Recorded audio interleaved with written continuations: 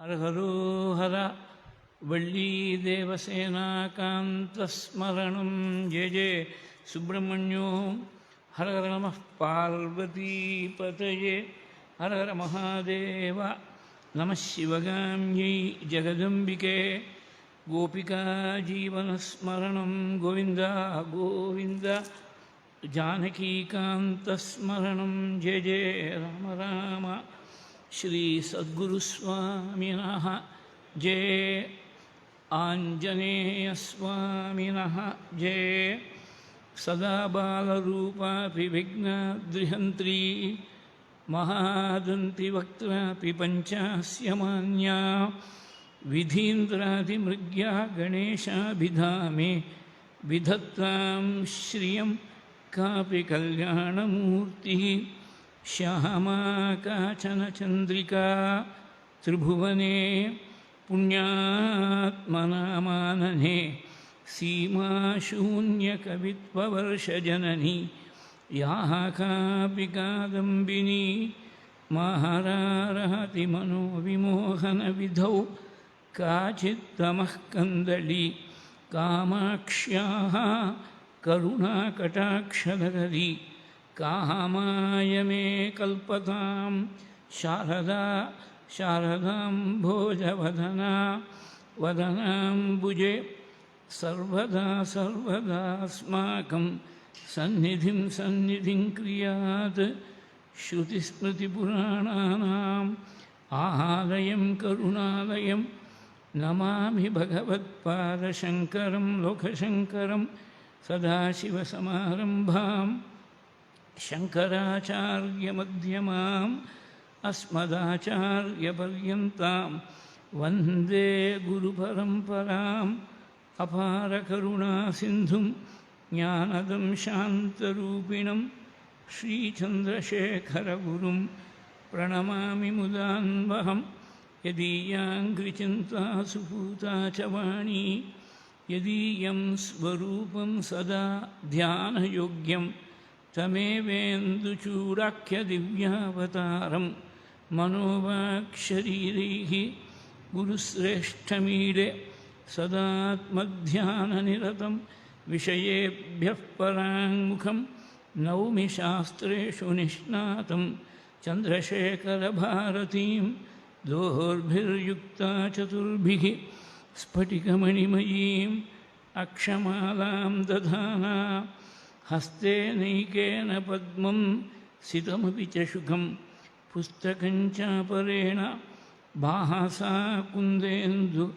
शङ्खस्फटिकमणिनिभा भासमाना असमाना सा मे वाग्देवतेयं निवसतु वदने सर्वदा सुप्रसन्ना मङ्गलं दिशतु मे विनायकः मङ्गलं दिशतु मे षडाननः मङ्गलं दिशतु मे महेश्वरी मङ्गलं दिशतु मे महेश्वरः शिवनामनिभावितेऽन्तरङ्गे महति ज्योतिषिमानिनी मयार्द्रे दुरितानि अपयान्ति दूरे दूरे मुहुडायान्ति महान्ति मङ्गलानि कविं कवीनामीशानं गणानां गणनायकं वक्रतुण्डं महाकायं विघ्नेशं तं नमाम्यहम् अमरीकबरीभारभ्रमरीमुखरीकृतं दूरीकरोतु दुरितं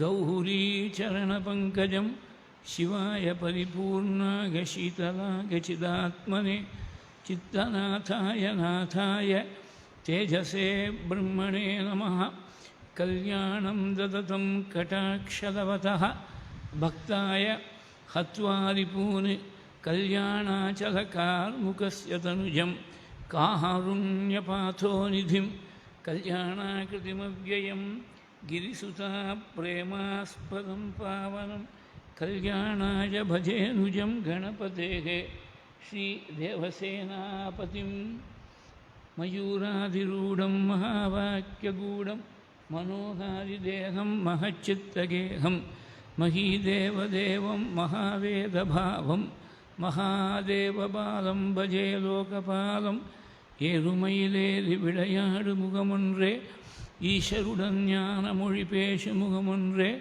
கூறுமடியார்கள் வினை தீர்க்கு முகமொன்றே குன்றுருவவேல் வாங்கி நின்ற முகமொன்றே மாறுபடு சூரரை வதைத்த முகமொன்றே வெள்ளியை மனம் புணர வந்த முகமொன்றே ஆறு முகமான பொருள் நீ அருளல் வேண்டும் ஆதி அருணாச்சலம் அமர்ந்த பெருமாளே பீதாம்பரம் கரவிராஜித சங்கசக்கர கௌமோதகீ சரசிஜம் கருணாசமுத்திரம் ராதாசகாயம் அதிசுந்தரமந்தஹாசம் வாஹதாலயேஷமனிஷம் ஹிருதி பாவயாமி யோஹந்தः பிரவிஷ்ய மம வாசமிமாंश्च हस्तचरणश्रवणत्वगादीन् प्राणान् नमो भगवते पूर्णानुग्रहकारिणम् उपन्यासमहारत्नम्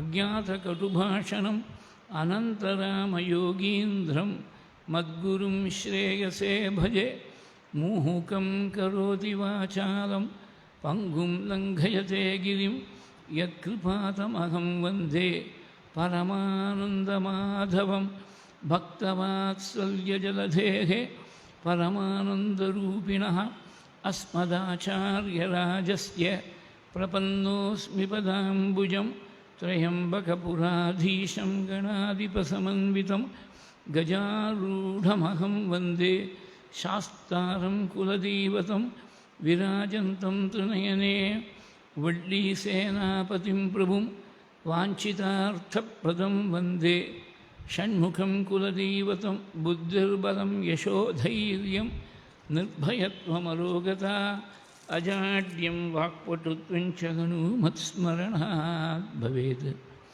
श्रीहरये नमः। शिवाभ्यां नमः। उमामहेश्वराभ्यां नमः। वल्लीदेवसेना समेत प्रभवे शरवणभवाय स्वामिनाथाय नमः। गुरुपवनपुरेशाय नमः। सद्गुरुचरणारविन्दाभ्यां नमः।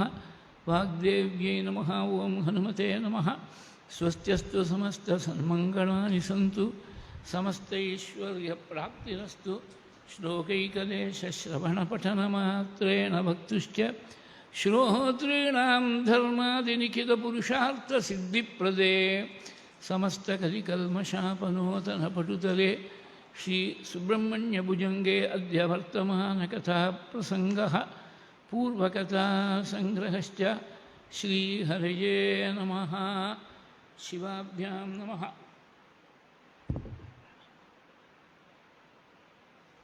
राम गुरुवायूरप्प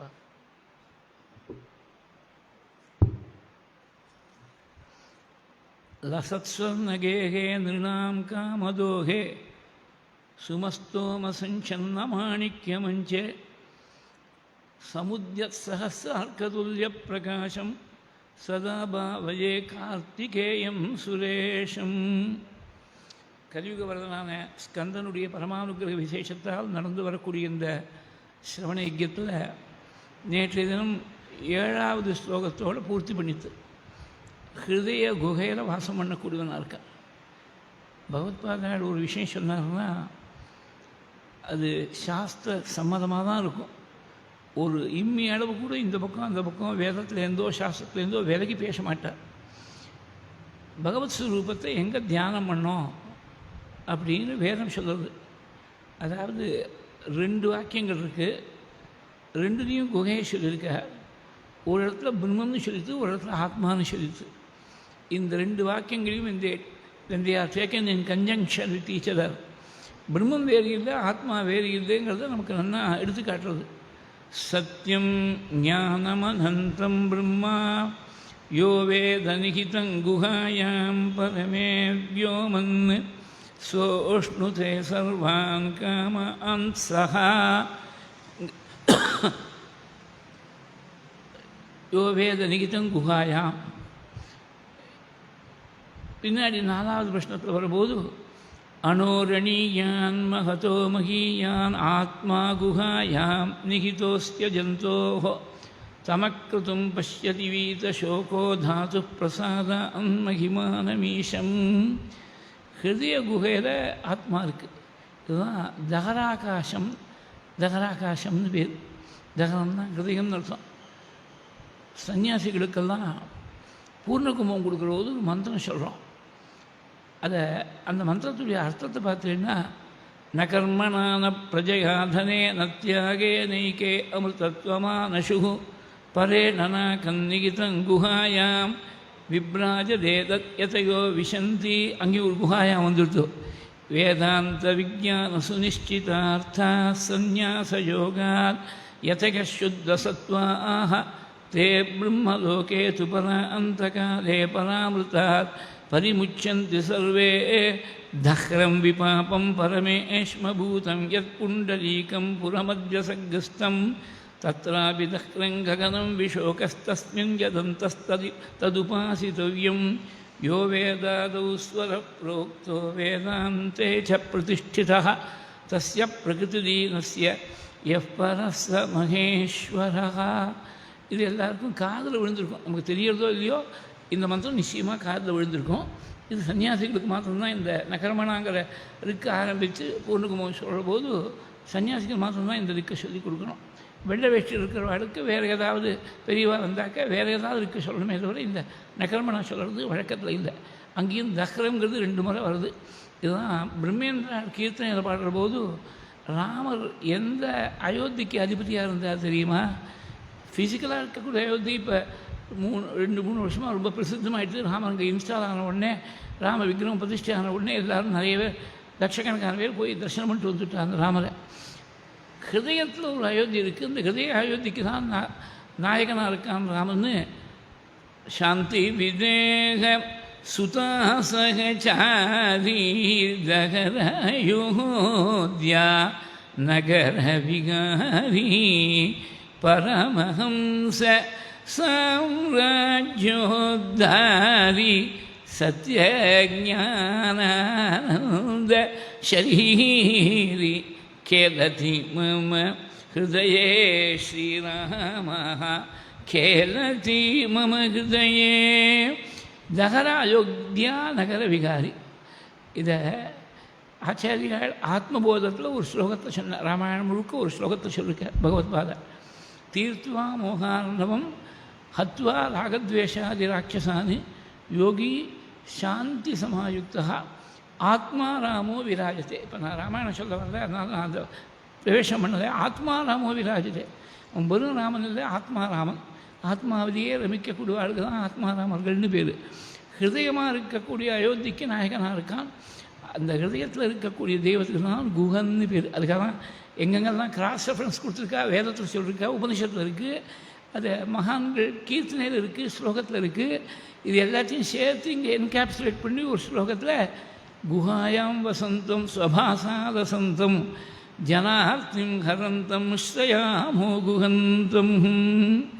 இது ரொம்ப சுலபம் பாருங்க. எங்கேயோ திருச்செந்தூரில் இருக்கக்கூடிய முருகன், இதே திருத்தணி, பழனி, திருப்பரங்குன்றம், ஏதோ ஒரு இடத்துல ஒரு க்ஷேத்திரத்தில் இருக்கக்கூடிய முருகன் தரிசனம் பண்ணோம்னா அந்த க்ஷேத்திரத்துக்கு நாம் போகணும். நமக்கு உடம்பு சக்தி இருக்கணும் போயிட்டு வர்றதுக்கு, கையில் பண வசதி இருக்கணும், சார்ஜ் கொடுத்துன்னு போயிட்டு வர்றதுக்கு வசதி இருக்கணும். அங்கே போய் கூட்டம் ரொம்ப ஜாஸ்தியாக இல்லாமல் இருக்கணும். நம்மளை போய் திருச்செந்தூரில் போய் ஸ்கந்தசஷ்டிக்கு போனாக்க கூட்டம் எக்கச்சக்கமாக லட்சக்கணக்காக இருப்பா. அங்கே போய் எதிர்த்தாப்பில் இருக்குமா, முகத்தை தான் பார்க்க முடியாது இருக்கும், முருகனை பார்க்க முடியாது இருக்குமா, இருக்காதான்னு சொல்ல முடியல. ஆனால் ஹிருதயத்தில் இருக்கக்கூடிய பகவானை பார்க்குறதுக்கு மனசு தான் வேணும். உடம்பு எப்படி இருந்தாலும் சரி, நீ படிச்சுன்னு கூட மனசால ஹிருதயத்தில் பகவானை தியானம் பண்ணலாமோனோ. இந்த ஹிருத்ஸரோஜே குகந்தம் முன்னாடி ஒரு ஸ்லோகத்தில் சொன்னார். இங்கே குஹாயாம் வசந்தம் ஸ்வபாசா வசந்தம் ஜனார்த்திம் ஹரந்தம் ஸ்ரயாமோ குஹந்தம். இதுதான் பக்த மானச ஹம்சிகாங்கிற அம்பாளுடைய நாமாவும் இதுதான் ஞாபகப்படுத்துறது. மனதனும் கோவிலில் மாதவன் என்னும் தெய்வத்தை நாட்டின்னு ஆழ்வாருடைய வாக்கு. அதனால் ஹிருதயத்தில் பகவானை பார்க்கணும். யதா ஹிருதிஸ்தே பகவத் அனந்தே. பாகவதம் கடைசியில் 12ஆம் ஸ்கந்தத்தில் பிரம்மனிஷ்டால் உபதேசம் பண்ணுறது சுகாச்சாரியால் பரீட்சத்துக்கு சொன்னார். நீ விரதங்கள், தபஸு, நியமங்கள், உபவாசங்கள் என்ன வேணால் அனுஷ்டானம் பண்ணலாம். ததான சுத்தியதி. பாக்கி இருக்கக்கூடிய உபாயங்களால் அந்த அளவுக்கு மனசுடைய சுத்தி ஏற்படாது. யதா ஹிருதிஸ்தே பகவத் அனந்தே.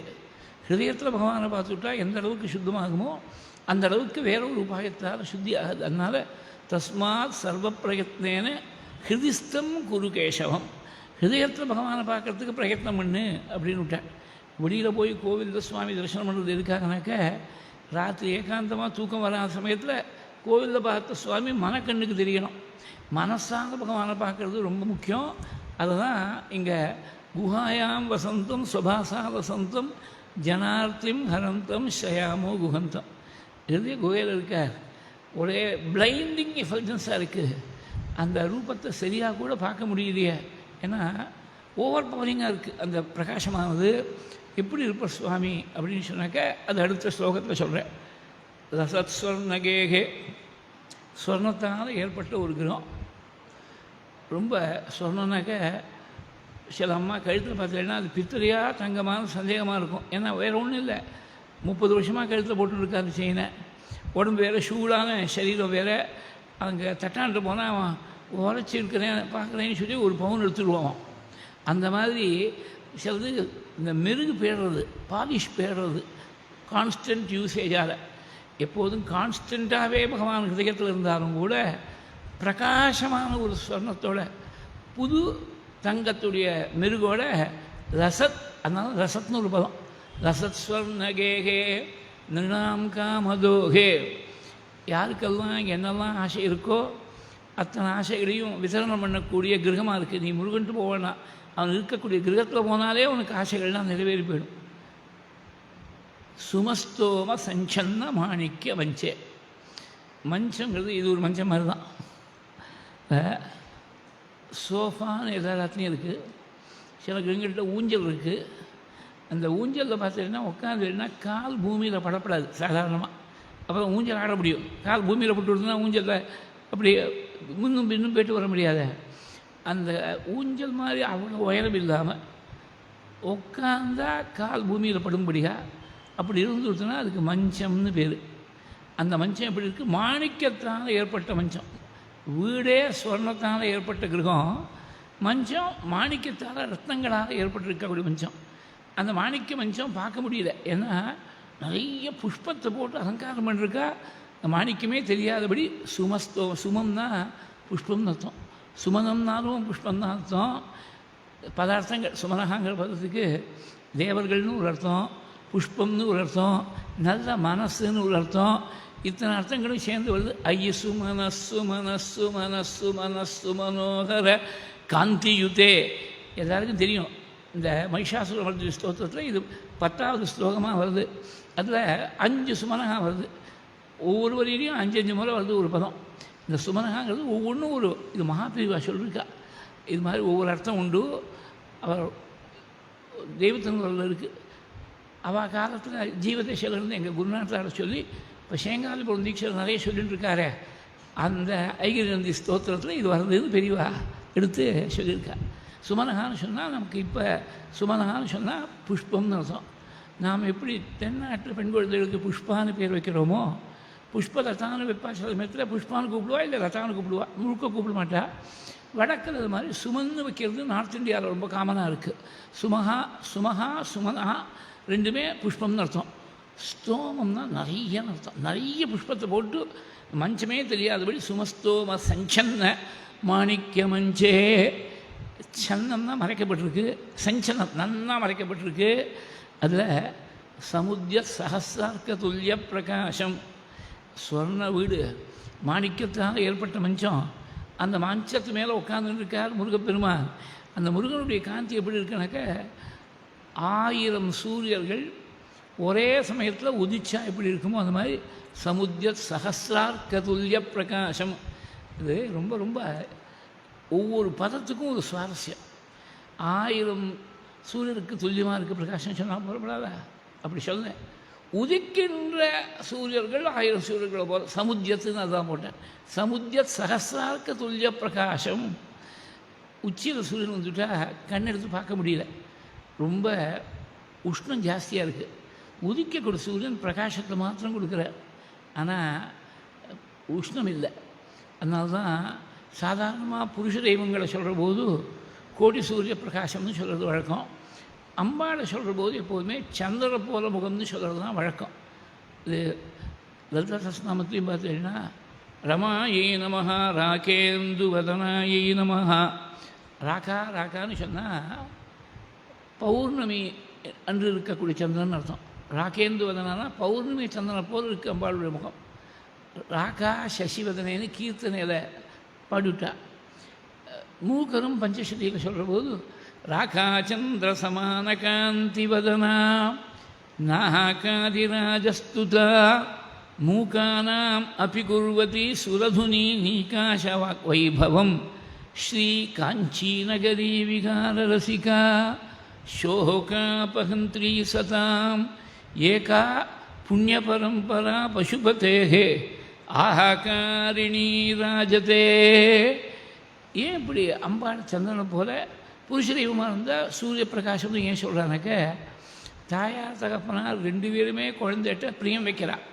ஆனால் அப்பா வைக்கக்கூடிய பிரியத்தில் ஒரு கராரம்சம், ஒரு ஆஸ்பெக்ட் ஆஃப் டிசிப்ளின் சேர்ந்து இருக்கும். தாயார் வெறும் பிரியம் மாத்திரம் வடிவெடுத்தவள். அவளுக்கு மனசு இன்னும் ரொம்ப இடையின மனசாக இருக்குது. அதனால தான் ஜெகன்மாதாவை சொல்கிற போது சந்திரன் பிரகாசம் கொடுக்குறான். பகலில் 12 மணிக்கு சூரியனை கண்ணெடுத்து பார்க்க முடியல. ஒரு நிமிஷம் அந்த மாத்தியானம் பண்ணதுக்குள்ளே முத்திரை போட்டு தான் பார்க்க வேண்டியிருக்கு. ராத்திரி 12 மணிக்கு சந்திரனை பார்த்துட்டே இருக்கலாம், ஒன்றும் சிரமமே கிடையாது. அது கண்ணை உறுத்தாது, ரொம்ப குளுமையாக இருக்கும். ஒரு பௌர்ணமினால ரொம்ப குளுமையாக இருக்கும், பார்த்துட்டே இருக்கலாம், அழுக்காமல் செலுக்காமல் பார்த்துட்டு இருக்கலாம். அதனால் உஷ்ணம் இல்லாத ஒரு பிரகாசத்தை கொடுக்கக்கூடிய சந்திரனை தாயாருக்கு சொல்லும்போது உமானமாக சொன்னான். உஷ்ணத்தோடு பிரகாசம் கொடுக்கக்கூடிய சூரியனை புருஷ தெய்வமாக இருக்கும்போது சொன்னான். ஆனால் இங்கே என்ன பண்ணிவிட்டா, அம்பாளை பற்றி சொல்லும்போது சூரியனை பற்றி சூரியன் திருஷ்டாந்தமாக கொடுத்துருக்கா. உத்யத்மானு சகசிராபா சதுர்பாகு சமன்விதா. ஆரம்பத்திலே வந்துவிட்டேன், லலிதா சஹஸ்ரநாமம் ஆரம்பத்திலே வந்துவிட்டேன். உதிக்கின்ற செங்கதிர் அபிராமி பட்டர், உதிக்கின்ற செங்கதிர் அபிராமி அந்தாதியில், உத்யத்மானு சகசிராபா லலிதா சஹஸ்ரநாமத்தில் ஒரே ஐடியா தான். ஏன் உதிக்கக்கூடிய சூரியன் சொன்னோன்னா, இது உஷ்ணம் இல்லாமல், இது சூரியனுடைய பிரகாசம் சூரியனுடைய காந்தி இருக்குது, ஆனால் உஷ்ணம் மாத்திரம் இல்லாமல் இருக்குது. ஒரே ஒரு இடத்துல மாத்திரம்தான் நான் பார்த்த மட்டும் இந்த உதிக்கக்கூடிய சூரியன் சொல்லாமல் சூரியனுடைய பிரபையோடு இருந்த அம்பாள் வால்மீகி ராமாயணத்தை பாலகாண்டத்தில் பார்வதி பாஸ்கர பிரபா அப்படின்னு வருது. கோபத்தோடு இருந்தால் தேவர்களுக்கு சாபம் கொடுக்கறதுக்கு முன்னாடி, அதனால் அந்த இடத்துல பாஸ்கர பிரபா. உஷ்ணம், கோபம் தான் உஷ்ணம் இருக்கணுமோ, அதனால் பாஸ்கர பிரபா.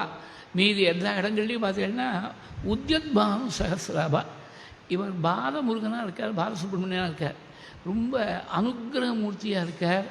உஷ்ணம் இல்லாமல் வெறும் தேஜஸையும் காந்தியும் மாத்திரம் பிரகாசத்தை கொடுக்கக்கூடிய மூர்த்தியாக இருக்கிறதுனால சமுத்யத் சகசிரார்க்க துல்லிய பிரகாசம்.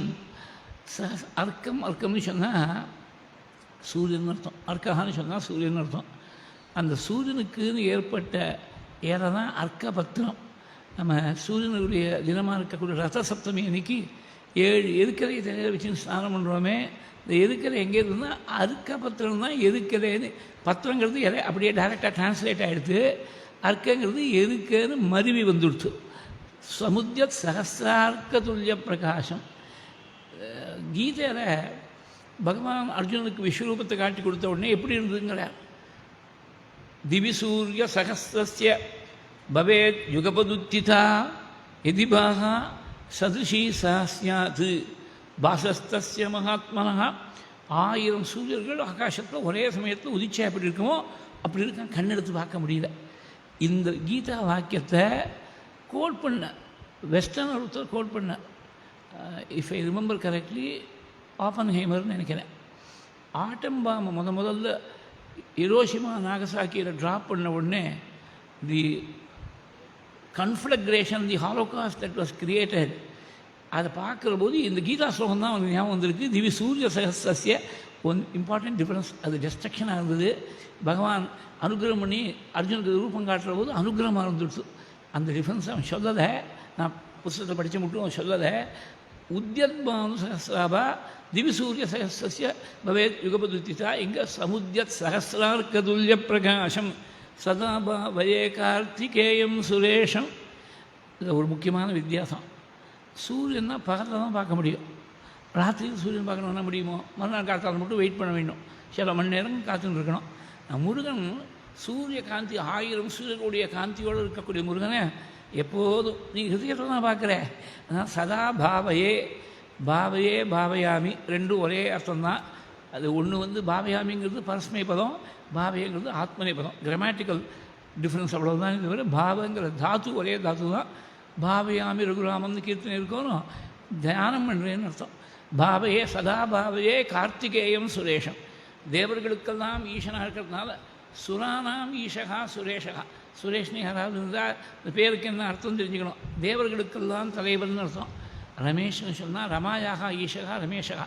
ரமானு அம்பாளுக்கு மகாலட்சுமிக்கு ஒரு பேர். மகாலட்சுமிநாதனாக இருக்கக்கூடிய நாராயணன் அர்த்தம். ரமேஷகான்னு சொன்னால் நாராயணன் அர்த்தம். இங்கே சதாபாவையே கார்த்திகேயம் சுரேஷம். கார்த்திகேயனுங்கிற பேர் இங்கே தான் முதல்ல யூஸ் பண்ணுறார் சுப்பிரமணிய புஜங்கத்தில். கார்த்திகேயன்னு சுவாமிக்கு எப்படி பேர் வந்ததுனாக்க, 3 விரதங்கள் முருகனுக்கு ரொம்ப விசேஷம். ஒன்றும் சுக்ல சஷ்டி, இன்னொன்று கிருத்திகை. இது மாதம் மாதம் வந்துட்டுருக்கும். வருஷத்துக்கு ஒரே ஒரு முறை வரக்கூடியது ஐப்பசி மாதத்தில் வரக்கூடிய முதல் வெள்ளிக்கிழமை. இந்த 3 விரதங்கள்லேயும் பகலில் உபவாசம், ராத்திரி லகு ஆகாரம் பண்ணலாம். அப்படி தான் சம்பிரதாயத்தில் இருக்குது. இந்த ஐப்பசி மாதம் முதல் வெள்ளிக்கிழமை அன்னைக்கு முருகனுடைய விரதத்தை பற்றி உபதேச காண்டத்தில் ஸ்காந்தத்தில் போய் சொல்லியிருக்கா. ஆனால் கிருத்திகையும் சஷ்டியும் ரொம்ப பிரசித்தமாக இருக்குது. அவனுடைய நட்சத்திரமாக இருக்குது. முருகன் ஆவிர்வவிச்சா சரண பொய்கையில் இந்த குழந்தைக்கு பசிக்கிறது, பால் கொடுக்கணும். யார் பால் கொடுப்பா? பார்வதி கர்ப்பத்திலேருந்து இவர் வரலையே. இன்னொன்று அம்பாளுடைய ஸ்தானத்தை நேரடியாக பானம் பண்ணுவா யாரும் கிடையாது. அதனால தான் திருவண்ணாமலையில் இருக்கக்கூடிய அம்பாளுக்கு அபீத குச்சாம்பாள்னு பேர். உண்ணாமுதை அம்மன். நேரடியாக அம்பாளுடைய ஸ்தானத்தில் போய் பானம் பண்ணுவா யாரும் கிடையாது. கைலாசத்தில் இருக்கார் பரமேஸ்வரன் அம்பாளும். இந்த குழந்தை சரணோபகியில் தோணி இருக்கார். உடனே மாமாவாக இருக்கக்கூடிய விஷ்ணுவுக்கு கவலை. குழந்தைக்கு பால் கொடுக்கணுமேனு சொல்லி கிருத்திகா தேவதைகள் 6 பேரையும் கூப்பிட்டு, நீங்கள் போய் பால் கொடுங்க அந்த குழந்தைக்கு. உங்கள் ஒவ்வொருத்தருக்கும் முருகனுடைய தாயாருங்கிற பெருமை ஏற்பட போது பிரத்யகம் கிருத்திகாயுயம் பவிதா ஆக்னேயமாதரா இது விஷ்ணு வச்சஸ்ருத்வா கிருத்திகாக தாச்சதா புனः. இப்படி மகாவிஷ்ணு சொன்ன உடனே கிருத்திகா தேவதைகள் 6 பேர் வந்தால் அவள்கிட்ட பால் குடிக்கிறதுக்காக 6 குழந்தைகளாக மாறினார். அப்புறம் பார்வதி வராள், பரமேஸ்வரன் வராள். பார்வதி போய் 6 ரூபங்களில் ஒரு ரூபமானது தவிழ்ந்துருக்கு, ஒன்று ஒய்யாரமாக நடக்கிறதுக்கு பிரயத்தனம் பண்ணிட்டுருக்கு, ஒன்று அப்படி உழண்டுருக்கு. இப்படியெல்லாம் ஒவ்வொன்றும் ஒரு காரியம் பண்ணிட்டுருக்கு. 6 ரூபங்கள். இந்த 6 ரூபங்களையும் வாரி அணைச்சென்றாள் பார்வதி. அணைச்சென்ற உடனே மறுபடியும் 6 முகங்கள், 2 சரணம், 12 தோள்கள், ஒரே சரீரமாக ஷண்முகனாக மாறிவிட்டார்னு ஸ்காந்தத்தில் இருக்கக்கூடிய சரித்திரம் அப்படி தான் இருக்குது. இந்த கிருத்திகா தேவதைகள்கிட்ட பால் குடித்ததுனால அவருக்கு கார்த்திகேயன் அப்படின்னு பேர் வந்துவிட்டு. கிருத்திகா நட்சத்திரத்துக்கே அக்னிர்னப்பாத்து கிருத்திகா. இது வேதத்தில் போய் நட்சத்திர சூக்தம் சொல்லியிருக்கா. அதில் அக்னி தான் தேவதை. கிருத்திகா நட்சத்திரத்துக்கு தேவதை யாருன்னா அக்னி. அக்னி தானே கொண்டு வந்து சேர்த்தா. அக்னி பூஹுன்னு ஒரு பதம் இருக்குதுன்னு அமரகோஷத்தில் இருக்குது. 2 முன்னாடி பார்த்தோமே. அதனால் கிருத்திகா தேவதைகள்கிட்ட பால் குடித்து கார்த்திகேயன் பேர் அணிஞ்சுட்டார். மகாபெரிவா அத்தியக்ஷத்தில் ஒரு சாஸ்திர வித்வான்கள் வேத பண்டிதர்கள்லாம் சேர்ந்து ஒரு சதஸ் நடக்கிறது. பெரியவா திடீர்னு ஒரு கேள்வி கேட்டால், இந்த கிருத்திகா தேவதைகள் 6 பேருடைய பேர் என்னன்னு கேட்டால். வேதத்தில் இருக்குது, எல்லோரும் வேதத்தை கரைச்சி குடிச்சவா தான். பெரியவாளுடைய சந்நிதி எப்படின்னாக்க, பெரிய பண்டிதனாக இருக்கும், வாயை அடைச்சிடும், வாயில் வார்த்தை வராது. ஊமையாக இருக்கக்கூடியவரை பேச வச்சிடும், சொல்ல முடியாது. எல்லாரும் அப்படி அவாவா குடுமையை சொல்லிட்டுருக்கா. பெரியவாளே சொன்னான், அம்பா துதா நிதத்னி அப்ரயந்தி மேகயந்தி வருஷயந்தி. இந்த 6 பேர். 7வது ஒரு கிருத்திகா தேவதையை வேதத்தை சொல்லிருக்கு, சுப்புனிக்கான்னு பேர். அந்த சுப்புனிக்கா பால் கொடுக்கற போல் இருக்குது. இந்த 6 பேர் தான் பால் கொடுத்து இவாளுக்கு தான் ஸ்கந்தனுடைய தாயாருங்கிற பேர் வந்துடுத்து. இப்படி இவாட்ட பால் குடித்ததுனால கார்த்திகேயன்னு பேர். இப்போ கார்த்திக்னு அதை அப்ரிவேட் பண்ணி வச்சுட்றான். கார்த்திகேயன் முருகனுங்கிற பேர் வைக்கலாம். கார்த்திகை நட்சத்திரத்தில் பிறந்து விட்டாருங்கிறதுக்காக வைக்கப்படாது. கிருத்திகான்னு பெண் குழந்தைகளுக்கு பேர் வச்சுடுவா, அப்படி வைக்கப்படாது. ஏன்னா நட்சத்திரங்களுடைய பேரை வைக்கிறது வாழ்ந்தான்னு தடுத்திருக்கு சாஸ்திரம். என்னென்ன பேர் வைக்கப்படாது? மரங்களுடைய பேரை வைக்கப்படாது, அதே மாதிரி நதிகளுடைய பேரை வைக்கப்படாது. காவேரி, பாகீரதி, யமுனா இப்படிலாம் பேர் வைப்பாடணும். ஏதோ அந்த காலத்தில் வச்சுவிட்டா, தெரியாமல் ஏதோ வச்சுவிட்டா. ஏதாவது நம்ம முன்னோர்கள் எல்லாருமே சாஸ்திரத்தில் ரொம்ப நிபுணான்னு சொல்ல முடியாதோனோ ஏதோ அப்படி வச்சுவிட்டா.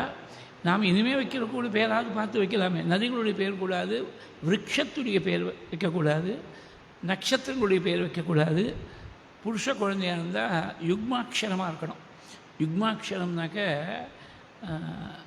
Even number of syllables. ஸ்திரீ பிரஜையாக இருந்துவிட்டால் ஆட் நம்பர் ஆஃப் சிலபிள்ஸ் அயுக்மாட்சரமாக இருக்கணும். புவனா, லலிதா, சாரதா, காமாட்சி இந்த மாதிரி எல்லாம் 3 இருக்குது பாருங்க. நீங்கள் சொல்கிறதெல்லாம் ரொம்ப பிராச்சீனமான பேராக இருக்குது. இப்போ இருக்கக்கூடிய பேரை தான் என்னமோ பேரை வைக்கிறா, அதுக்கு என்ன அர்த்தம்னு யாருக்குமே தெரியல. அர்த்தமே சொல்ல முடியாத பேராக இருக்குது. அதை பற்றி நாம் பேச வேண்டாம்.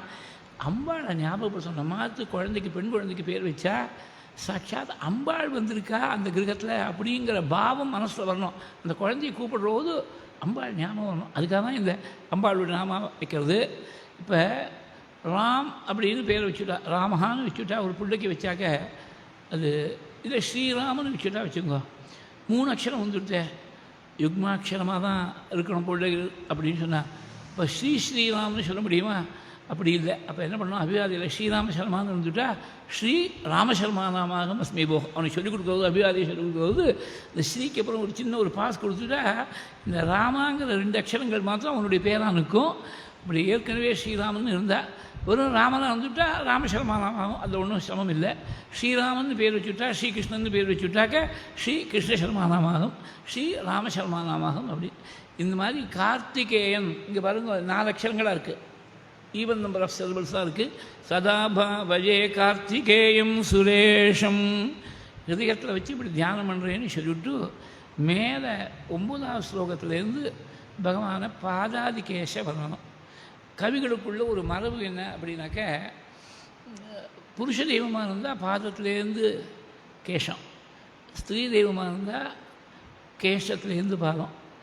அந்த பாதாதி கேச வர்ணனத்தை ஆரம்பிக்கிறதுக்கு முன்னாடி இந்த 8வது ஸ்லோகத்துக்கு இன்னொரு சுவாரஸ்யம், ஒரு கம்பேரிசன் ஒன்று சொல்லிடுறேன். அம்பாளுடைய வாசஸ்தானத்தை சொல்கிற போது சௌந்தரலகரியில் சுதா சிந்தோர் மத்தியே சுரவிட்டபி மாட்டி பரிவிருத்தே மணித்வீபே நீபோபவனவதி சிந்தாமணி கிருகே சிவாகாரே மஞ்சே பரமசிவ பர்யங்கநிதயாம் பஜந்தி த்வாம் தன்யாः கதிச்சன சிதானந்தலகரீம்.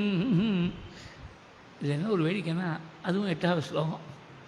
சௌந்தரலகரி 8வது ஸ்லோகம். சுதா சிந்தோர் மத்தியே அப்படிங்கிறது if my memory serves me right 8வது ஸ்லோகம். அது அங்கே சுதாசாகர மத்தியஸ்தா காமாட்சி காமதாயினின்னு இருக்குது சஹஸ்ரநாமத்தில். ஒரே அமிர்தமயமான சமுத்திரத்துக்கு நடுவில் சுதா சிந்தோர் மத்தியே சுரவிடப்பி வாட்டி பரிவிருத்தே. அதாவது விடபம்னு சொன்னாக்க மரம்னு அர்த்தம். தேவலோகத்தில் இருக்கக்கூடிய கல்பவருஷங்கள் இருக்க, கல்பகம், ஹரிச்சந்தனம், அதே மாதிரி மந்தாரம், பாரிஜாதம், 5 விதமான கல்பவருஷங்களை அமரகோஷத்தில் போய் பேசியிருக்கா. அந்த மாதிரி தேவலோகத்தில் இருக்கக்கூடிய கல்பவருஷங்கள்லாம் நிரம்பி இருக்கக்கூடிய ஒரு கல்பவருஷத்தால் ஏற்பட்ட ஒரு காட்டில் சுரவிட்டபி வாட்டி பரிவிருத்தே மணித்வீபே, தீபம்னா தீவு, மணித்வீபே நீபோபவனவதி.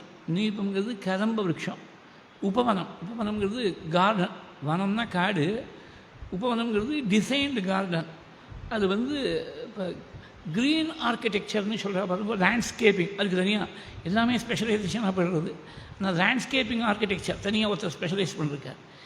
அது முதல்ல இந்த ஸ்பெஷலைசேஷன் ஆர்கிடெக்சர் பிரான்ச் அவுட் பண்ணுறது யார், இதுக்கு பிள்ளையார் போட்டிருக்காங்கன்னா அம்பாள் தான். அங்கே கதம்ப விருட்சங்களால் ஏற்பட்ட ஒரு உத்தியானவனம் நீபோபவனவதி சிந்தாமணி கிரகே. சிந்தாமணி அது 3 விஷயங்கள். சிந்தாமணின்னு ஒன்று, காமதேனுன்னு ஒன்று, கல்பவருஷம் ஒன்று. இந்த 3மே கோர்ண வஸ்துக்களை தான் கொடுக்கும். சிந்தாமணிக்கு என்ன பெருமைனாக்க அது நினச்ச விஷயங்களையெல்லாம் கொடுக்கும். அதனால தான் சிந்தாமணின்னு பேர். சிந்தனை பண்ண விஷயங்களுக்கெல்லாம் கொடுக்கக்கூடாது. ஆனால் பகவானை காட்டி கொடுனா காட்டி கொடுக்காது, உலகத்தில் இருக்கக்கூடிய விஷயங்களுக்கெல்லாம் கேட்டால் அது கொடுக்கும். அதனால தான் அந்த மாதிரி ஒரு மணி நமக்கு கிடைக்காமல் இருக்குது. நாம் ஏதாவது ஒரேடியாக அதை கறந்து எடுத்துகிட்டு போகிறோமேங்கிறதுனால தான் அந்த மாதிரி மணியானது நமக்கு அக்சசிபிளாக இல்லாமல் சுவாமி வச்சுருக்கார். ஒரு சிந்தாமணி இருந்தால் போதும், உலகத்தில் இருக்கக்கூடிய அத்தனை பொருளையும் கொடுத்துரும். அந்த மாதிரி ஏராளமான சிந்தாமணி. நம்ம எப்படி செங்கல் வச்சு வீடு கட்டுறோமோ ஒவ்வொரு செங்கலுடைய ஸ்தானத்தில் ஒரு சிந்தாமணி. அந்த மாதிரி ஒரு கிரகம் அம்பாளுடைய கிரகம். அதில் பரமேஸ்வரமயமாக இருக்கக்கூடிய மஞ்சம், அங்கேயும் ஒரு மஞ்சம், சிவாகாரே மஞ்சே. பரமேஸ்வரன் பக்கத்தில் சாட்சாத் அம்பாள் சிதானந்த லகரி. சித்துனா ஞானம், ஒரே சச்சிதானந்த ஸ்வரூபிணியாக இருக்காள். சச்சிதானந்த ரூபிணின்னு வருதோன்னு சரஸ்நாமத்தில் சச்சிதானந்த ரூபிணியாக இருக்காள் அம்பாள். பரமேஸ்வரன் பக்கத்தில் இருக்காள். இதை யாரோ ஒரு சில ரொம்ப புண்ணியம் பண்ணவாளுக்கு தான் அம்பாளை அப்படி பஜிக்கணும்னு தோணும். பஜந்தே துவாம் தன்யாக கதிஜன சிதானந்த லகரின்னு ஸ்லோகம் முடிகிறது. இந்த ஸ்லோகத்தை பார்த்தா அம்பாள் ரொம்ப ஆப்புலண்ட் காடஸ் அப்படின்னு தோணும். ரொம்ப பணக்கார தேவதையாக இருக்கா. நாமெல்லாம் கிட்டக்க போக முடியாது. இந்த ஸ்வர்ணமயமாக இருக்கக்கூடிய அதெல்லாம் தாண்டி சிந்தாமணியால் ஏற்பட்டிருக்கக்கூடிய கிரகம். இதில் யார் போய் அம்பாளை சேவிக்கிறது? பெரியவா, மகா பெரியவா அதுக்கு ரொம்ப அழகாக வியாக்கியானம் பண்ணி சொல்லியிருக்கா. தெய்வத்தின் குரலில் இருக்குது. அதாவது வாஸ்தவத்தில் என்ன அர்த்தம்னாக்க, நம்முடைய சிந்தனையானது மணிமணியான சிந்தனையாக தப்பான எண்ணமே வராமல் ரொம்ப சுத்தமான எண்ணமே இருந்துடுத்துனா, அந்த சிந்தையே மணியான சிந்தனையாக இருந்துடுத்துனா அந்த மாதிரி ஹிருதயத்தில் அம்பாள் வாசம் பண்ணுறாள் அப்படின்னு தான் அர்த்தம். வாஸ்தவத்தை ஸ்வர்ணத்தாலையும் மாணிக்கத்தாலையும் அலங்காரம் பண்ணத்தினால மாத்திரம் அம்பாள் வரல. உன்னுடைய மனசு ஸ்வர்ணம்னா it becomes representation for purity. பவித்ரம் வைகிரண்யம் அப்படின்னு வேதம் சொல்கிறது. ஸ்வர்ணம் பவித்திரம்னு சொல்லிட்டு, அப்போ பவித்திரமாக யாருடைய மனசானது பரம பவித்திரமாக இருக்கோ அந்த ஹிருதயத்தில் அம்பாள் வாசம் பண்ணுறாருன்னு அர்த்தம். அதே விஷயத்தை தான் இங்கே முருகன் விஷயத்தில் எடுத்துக்கணும். இந்த 8வது ஸ்லோகத்துக்கு அர்த்தம் பண்ணக்கூடிய சமயத்தில் இங்கே உதிக்கக்கூடிய சூரியன் 1000 சூரியனுடைய பிரகாசத்தோடு கூட ரசத் ஸ்வர்ண கேகேன்னு ஆரம்பிக்கிறதோன்னு ஸ்லோகம். ஸ்வர்ணமயமாக இருக்கக்கூடிய கிரகம் தான் ஸ்வர்ணம்னா பவித்திரம். யாருடைய ஹிருதயமானது பவித்திரமாக இருக்கோ அந்த கிரகத்தில் சுமஸ்தோம சஞ்சன்ன மாணிக்க மஞ்சே. ரத்னம் அங்கே சிந்தாமணி, இங்கே மாணிக்க மஞ்சே. அதாவது ரத்னம் தானே, ரத்னம்னு சொன்னாலும் மணின்னு சொன்னாலும் ஒன்று தான். ரத்னத்தில் ஒரு வகை தான் இந்த மாணிக்கங்கிறது. மணியான எண்ணங்களால் ஏற்பட்டிருக்கக்கூடிய ஒரு மஞ்சத்தில் மனசில் ஏற்படக்கூடிய பக்தி என்ற புஷ்பத்தை போட்டு அலங்காரம் பண்ணி, இதுக்கு என்ன பிரமாணம்? நீங்கள் மாட்டில் ஏதோ அர்த்தம் பண்ணிட்டு போகிறேல, என்ன பிரமாணம் அப்படின்னா ஆதிசங்கர் பகவத்பாதால் வாக்கு தான் பிரமாணம். சிவானந்தகரியில் சிவமைக்கு வந்துட்டோம். இதை தான் யோஜனை பண்ணி சொல்கிறது. சொல்லிண்டே வருவது சுவாமி எங்கேயாவது பரமேஸ்வரனை கொண்டு சேர்த்து விட்டுருவோம். தினம் ஏதாவது ஒரு பாயிண்ட் 2 பாயிண்ட் சேர்க்க முடியாது, சுவாமி செஞ்சுடுவார். கபீரே காசாரேன்னு ஆரம்பிக்கக்கூடிய ஒரு ஸ்லோகம் சிவானந்தகரியில். எங்கெங்கெல்லாமோ போய் மேடுலையும் பள்ளத்துலையும் நீர் தேக்கத்தில் குடத்தில் அங்கெல்லாம் பூவை தேடின்னு இருக்கான். சமர்ப்பேக்கம் சேத சரசிஜம் உமாநாத பவத்தே சுகேன அவஸ்தாத்தும் ஜனயிக ந ஜானாதி கிமகோ அப்படின்னு ஒரு ஸ்லோகம் சொல்கிறார் ஆச்சாரியா. ஒரே ஒரு புஷ்பத்தை கொடுத்தா போதும் ஒன்று திருப்தி பண்ணுறதுக்கு. ஒன்று மனசாக இருக்கக்கூடிய புஷ்பத்தை, சேத சரசிஜம் மனசாக இருக்கக்கூடிய தாமரையை கொடுக்க தெரியல. அங்கெங்கே எங்கெல்லாமோ புஷ்பத்தை தேடிட்டு இருக்கான். மனசு தான் ரொம்ப முக்கியம். அதனால் மனசால் பக்தி நிறைஞ்சிருக்கக்கூடிய மனசுங்கிற புஷ்பத்தால் இந்த மஞ்சமானது மூடப்பட்டிருக்கு. சுமஸ்தோம சஞ்சன்ன மாணிக்க மஞ்சே சமுத்தியத் சகசிரார்க்க துல்லிய பிரகாசம். இப்படி ஒருத்தர் பவித்திரமாக ஹிருதயத்தை வச்சுண்டு பக்திங்கிற புஷ்பத்தால் அலங்காரம் பண்ணி வான்னு கூப்பிட்றதுக்கு முன்னாடி ஓடி வந்துடுவோம் சுவாமி. வந்தால் எப்படி காட்சியளிப்பதுனா சமுத்தியத் சகசிரார்க்க துல்லிய பிரகாசம் சதா பாவையே. எப்படி கிருத்திகா தேவதைகள்கிட்ட பால் குடிக்கிறதுக்காக ஒரே குழந்தை 6 குழந்தைகளாக ரூபத்தை மாற்றிருந்தானோ அந்த மாதிரி உனக்கு அனுகிரகம் பண்ணுறதுக்காக ஓடி வந்துடும். சின்ன குழந்தை பால் குடிக்கக்கூடிய தாய்ப்பால் குடிக்கக்கூடிய குழந்தையாக வந்துடுவோன்னு சதா பாவையே கார்த்திகேயம் சுரேஷம். ஒரு பக்கத்தில் பார்த்தா தேவர்களுக்கெல்லாம் தேவதேவனாக இருக்கான் சுவாமி. ஆனால் உங்கள்கிட்ட வரும்போது கார்த்திகேயனா தாய்ப்பால் குடிக்கக்கூடிய குழந்தைய போது இன்னசென்ட் சைல்டை இன்ஃபென்ட்டாக வந்துடுவான். சதா பாவையே கார்த்திகேயம் சுரேஷம். அப்பரண்ட் மீனிங் ஒன்று இருக்கும், சர்ஃபஸ் லெவலில் கொஞ்சம் ஆழம் பார்த்தா ரொம்ப விசேஷமான அர்த்தங்கள் தான் துணிக்கும். அடுத்த ஸ்லோகத்திலேருந்து ஒரு சில ஸ்லோகங்கள் பாலாதி கேச வர்ணனை. அது என்ன புருஷ தெய்வமாக இருந்தால் பாதாதி கேசம், ஸ்திரீ தெய்வமாக இருந்தால் கேசாதி பாதம். அம்பாளை வர்ணிக்கிறோது சொந்த இதில் பார்த்தீங்கன்னா கேசத்துலேருந்து ஆரம்பித்து துனோதுத்வாந்தம்னா துரித தரித்தேந்தி வனதனம் தரித்தேந்தி தரவனம் அப்படின்னு ஆரம்பித்து கேசத்துலேருந்து ஆரம்பித்து பாதத்துக்கு வரா. இங்கே பாதத்துலேருந்து ஆரம்பித்து கேசத்துக்கு போகிறேன். இப்படி ஒரு மரபு. அதாவது அம்பாளாக ஸ்திரீயாக தெய்வத்தை சொல்கிற போது மனுஷனுடைய மனசு ஒரு குரங்கு அம்பாளாக நினைக்கணும். ஸ்திரீயாக நினச்சி கொடுத்துனா என்ன பண்ணுறது? ஸ்திரீயாக நினச்சி கொடுத்துனாக்க பாதத்தில் போய் முடிக்கணும், சரணத்தை தாண்டி போகப்படாதுங்கிறதுக்காக தான் கேசத்துலேருந்து பாரம்பரியந்தம் ஸ்திரீ தெய்வமாக இருந்தால். புருஷ தெய்வமாக இருந்தால் பாதத்துலேருந்து கேசம். ஆச்சாரியர் என்ன பண்ணார், இந்த சிவபாதாதி கேசாந்த ஸ்தோத்திரம்னு ஒன்று பண்ணியிருக்கார். சிவகேசாதி பாதாந்த ஸ்தோத்திரம் ஒன்று, சிவபாதாதி கேசாந்த ஸ்தோத்திரம். அது பாதத்துலேருந்து கேசம், கேசத்துலேருந்து பாதம், ரெண்டு விதமாக ரெண்டு ஸ்தோத்திரம் பண்ணாதே. எதுக்காக அப்படின்னாக்க பரமேஸ்வரனுடைய இடது பாகம் யார்? அம்பாள் தானே. அந்த இடது பாகத்தை வர்ணிக்கக்கூடிய சமயத்தில் கேசாதி பாதாந்த ஸ்தோத்திரம், வலது பாகத்தை சொல்கிற போது பாதாதி கேசாந்த ஸ்தோத்திரம். இதுக்கு இன்ட்ரெஸ்டிங்காக ஒரு எபிசோடு ஒன்று சொல்கிறேன். இந்த பாதத்தை பற்றி சொல்கிற போது மகாபெரிவாள்கிட்ட ரொம்ப அத்தியந்த பக்தியோட சில ஸ்திரீகள் அங்கேயே மரத்துலேயே தங்கி பெரியவாளுக்கு தினம் காலத்தால் விஸ்வரூப தரிசனம் ஆரத்தி எடுத்து பெரியவாளையே தியானம் பண்ணிட்டு இருந்தவா சில பேர் இருந்தா. அந்த பொள்ளாச்சி பாட்டின்னு ஒரு பாட்டி இருந்தா. பாட்டியுடைய புத்தகம் தான் எனக்கு ரொம்ப வேண்டியவா.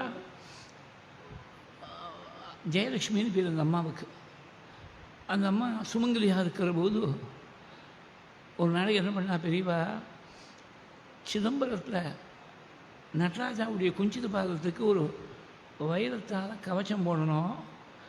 இந்த எக்ஸாக்ட் டைமென்ஷன்ஸ் நடராஜாவுடைய பாதத்துடைய டைமென்ஷன் தெரியணுமோன்னு இந்த அம்மாவை கூப்பிட்டு நீ போய் அளவெடுத்துணுவான்னு சொல்லி அனுப்பிச்சுட்டேன். உடனே மேனேஜர் கேட்டால் நான் துணைக்கு போகட்டுமா, தனியாக போகிறாளே ஒரு ஸ்திரீ. இல்லை இல்லை அவள் போய்ட்டு வந்தால் போகணுன்னு விட்டா பெரியவா. அந்த மாமி சாதாரண ஒரு ஹவுஸ் ஒய்ஃப், அவளுக்கு ஒன்றும் இதெல்லாம் ஒன்றும் பழக்கம் இல்லை. பெரியவா சொல்லிவிட்டா நேரம் சிதம்பரத்துக்கு போயிட்டா. ஒரு பஸ்ஸோ ட்ரெயினோ பிடிச்சி சிதம்பரம் போயிட்டா. பெரியவா சொல்லியிருக்கான்னு சொன்னால் 2 நாள் நின்று பார்த்தா அங்கே கிட்டக்கவே போக முடியல.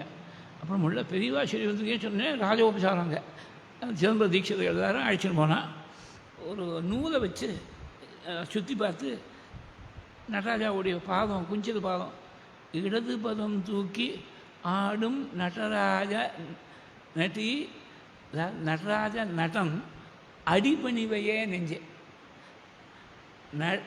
நடராஜ நடன் படிவையே இல்லை, நடராஜ நடன் அடிபணிவையே. நட்டின்னு இல்லை, நடன் அடிபணிவையே நெஞ்சே. அப்படி தான் சாகித்யம் அந்த கீர்த்தனையில். இடது பதம் தூக்கினா அப்படின்னு இருக்கார் சுவாமி. அந்த இடத்துக்கார போய் நூலை வச்சு சைஸெல்லாம் பார்த்து வந்து திரும்பி வந்து சொல்லிவிட்டா. அப்புறம் வைர கவச்சங்கள்லாம் போட்டாச்சு. அப்புறம் முள்ள பெரியவாட்ட கேட்டாலும் அந்த அம்மா, இத்தனை பேர் ஆயிரக்கணக்கான பக்தர்களுக்கா பெரியவா அப்படி திரும்பி பார்த்தா யார் வேணால் செய்யறதுக்கு தயாராக இருக்கா? நான் சாதாரண ஒரு குடும்பஸ்திரீ, என்னை போய் அனுப்பிச்சேட நடராஜனுடைய பாதம் சைஸ் எப்படி இருக்குதுன்னு அளவு பார்க்குறதுக்கு. பெரியவா சொன்னாலாம், இடது பாதம் யாரை சேர்ந்ததுன்னு கேட்டால் அம்பாளை சேர்ந்தது. அப்போ மகா பதிவிரத்தை அந்த பாதத்தை அளவெடுக்கணும்னா இன்னொரு பதிவிரத்தை போனால் தான் சரியாக வரும். அதனால தான் ஒன்று அனுப்பிச்சேன். யாருக்குமே தோணாத பாயிண்ட்ஸ் எல்லாம் பெரியவாளுக்கு தான் தோணும். அதனால் ஒரு ஸ்திரீவுடைய பாதத்தை அளவெடுக்கிறதுக்கு இன்னொரு ஸ்திரீயை அனுப்பிச்சிருக்கா. இங்கே வந்து புருஷ தெய்வமாக இருக்கிறதுனால பாதத்திலிருந்து கேசம் பரியந்தம் வர்ணனே. ரணத்தம் சகே மஞ்சுளே அத்தியந்த சோணே மனோகாதி லாவண்ய பீயூஷ பூர்ணே மனஷட்பதோ மே பவக்லேஷ தப்தா சதா மோததாம் ஸ்கந்ததே பாதபத்மே. முருகனுடைய திருவடி எப்படி இருக்குது? அது மஞ்சுளே அத்தியந்த சோனே. மஞ்சுளம்னா ரொம்ப அழகாக இருக்குதுன்னு அர்த்தம். மஞ்சுளான்னு பேர் கிளாடணும் ஸ்திரீகளுக்கு, பெண் குழந்தைகளுக்கு மஞ்சுன்னு கூப்பிடுவா. மஞ்சுன்னு சொன்னால் ரொம்ப அழகாக இருக்கக்கூடியதுன்னு அர்த்தம். மஞ்சுளே அத்தியந்த சோனே. சோனம்னா சிவப்பு. குங்கும ராக சோனே. சாமநாதனுடைய ஆரம்பத்தில் காளிதாசன் சொல்கிறாரோன்னு இது என்னன்னா, குங்குமம் ராகம் சோனம் 3மே சேப்பை குடிக்கக்கூடியது. ஒரு வார்த்தையை கூட ரிப்பீட் பண்ணாமல் குங்குமத்தை போல சிவந்து இருக்கக்கூடிய ஸ்வரூபம் காமாட்சி. चतुर्भुजे चन्द्रकलावतंसे कुचोन्नते कुङ्कुमरागशोणे पुण्ड्रेक्षुपाशाङ्कुशपुष्पबाणहस्ते नमस्ते ஜகதேகமாதா. சோனம்னா சிவப்புன்னு அர்த்தம். ரொம்ப சிவந்திருக்கா முருகனுடைய கால். அது என்ன அத்தியந்த சோனே. கொஞ்சம் 2 நாள் முன்னாடி உபன்யாசத்தை கொஞ்சம் மனசை செலுத்தணும். வேதத்துடைய தாத்பரியத்தை சொல்லக்கூடியதா உபனிஷத்து இருக்குது. உபனிஷத்துலேயே பரமசாரமாக இருக்கக்கூடியது மகா வாக்கியம். அந்த மகா வாக்கியங்கள்லாம் ஜீவன் வேறு இல்லை, பிரம்மம் வேறு இல்லைன்னு கிளியர் கட்டாக எடுத்து சொல்லக்கூடியதாக இருக்குது. அந்த மகா வாக்கியங்களுக்கு மேலே அந்த மகா வாக்கியங்களால் எட்டி பிடிக்க முடியல. There is a gap between intellectual understanding and direct experience. அந்த கேப் ஆனது நினச்சி பாருங்க.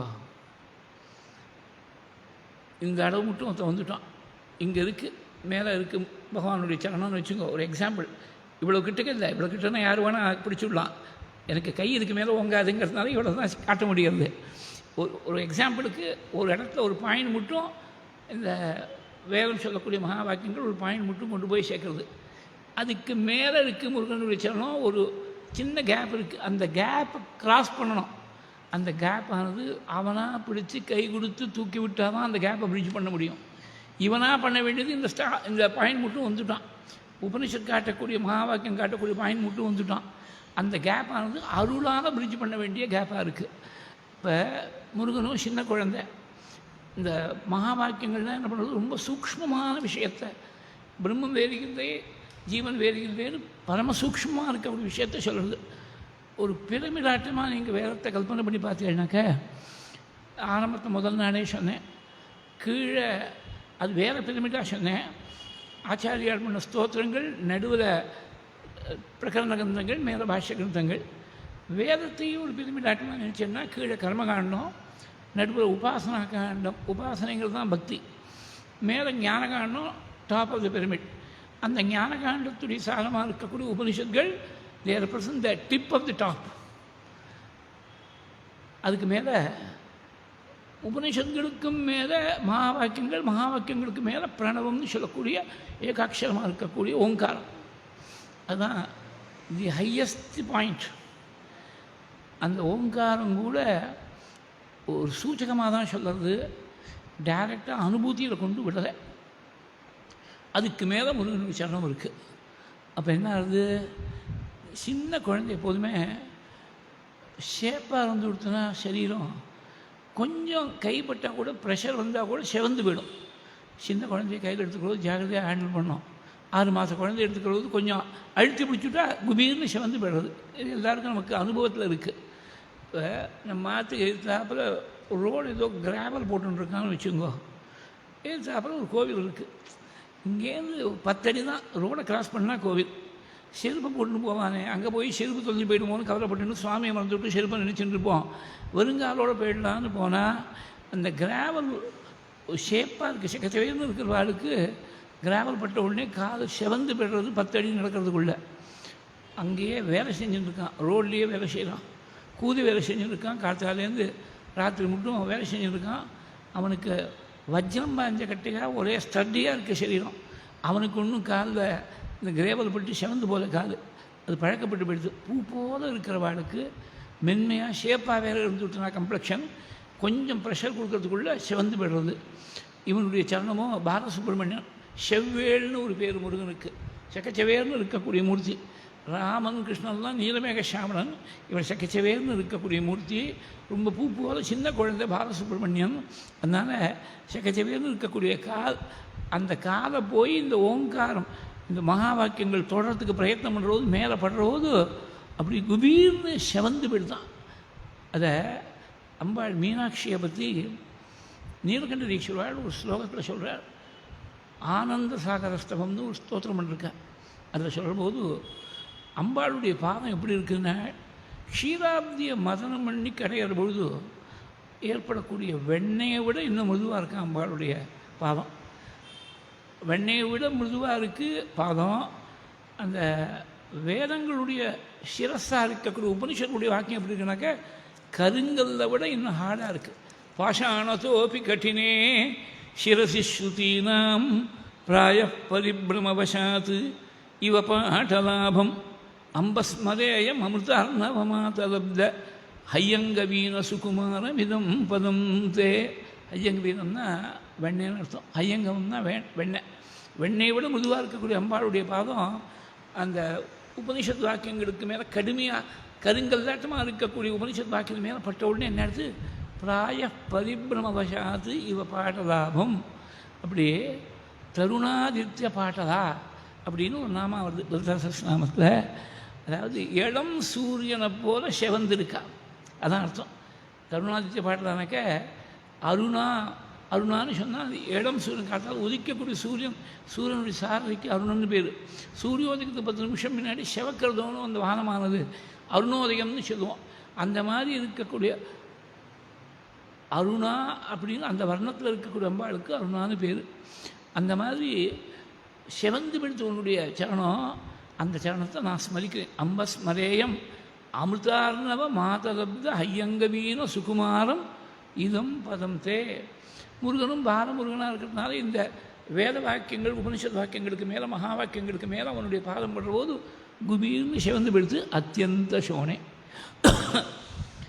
நீலமேக சாமணனாக இருக்கக்கூடிய மகாவிஷ்ணுவுக்கு கூட உள்ளங்கால் மாத்திரம் சிவப்பு. இது எத்தனை பேர் நாம் நோட் பண்ணியிருக்கோம்னு தெரியாது. சரீரம் முழுக்க நீலமேக சாமணம், உள்ளங்கால் மாத்திரம் சிவப்பு. அந்த சிவப்பாக இருக்கக்கூடிய சரணம் நல்லா சகசவேன்னு சிவந்திருக்கு. அந்த சரணத்தில் போய் பிரம்மா நமஸ்காரம் பண்ணார் அப்படின்னு 7வது தசகம் நாராயணியத்தில் முடிக்கிற போது ரொம்ப அதம் ரே சரணே வினம்ரமதம் ஹஸ்தேன ஹஸ்தே ஸ்பிருஷன் போதஸ்தே பவிதா ந சர்க விதிபிகி பந்தோபி சஞ்சாயதே இத்யாபாஷ்யகிரம் பிரதோஷ்ய நிதராம் தச்சித்வகூடஸ்வயம் சிருஷ்டௌதம் சமுதயதய ச பகவன் உல்லாசய உல்லாகதாம். ரொம்ப சிவந்திருக்கு. தாமரையை போல் செந்தாமரை தான் ரொம்ப பிரசித்தம். 3 தாமரை உண்டு. வெள்ளை தாமரை சரஸ்வதிக்கு ஆசனம், செந்தாமரை மகாலட்சுமிக்கு ஆசனமாக இருக்குது, நீலத்தாமரை அதுக்கு நீலோத்பதம்னு பேர். அந்த நீலோத்பதத்தை போல் கண்ணு கருத்த விழியோடு நீளமாக இருக்கிறதுனால தான் அம்பாளுக்கு நீலாயதாட்சி அப்படின்னு ஒரு பேர். கண் சம்பந்தமான பேர் நிறைய இருக்குது அம்பாளுக்கு. விஷாலாட்சின்னு சொல்கிறோம், காமாட்சின்னு சொல்கிறோம், நீலாயதாட்சின்னு சொல்கிறோம், பலவிதமான பேர்கள் இருக்குது. நீலோத்பதம்னு நீலத்தாமரைக்கு பேர். அது ஒரு எக்ஸெப்ஷன்.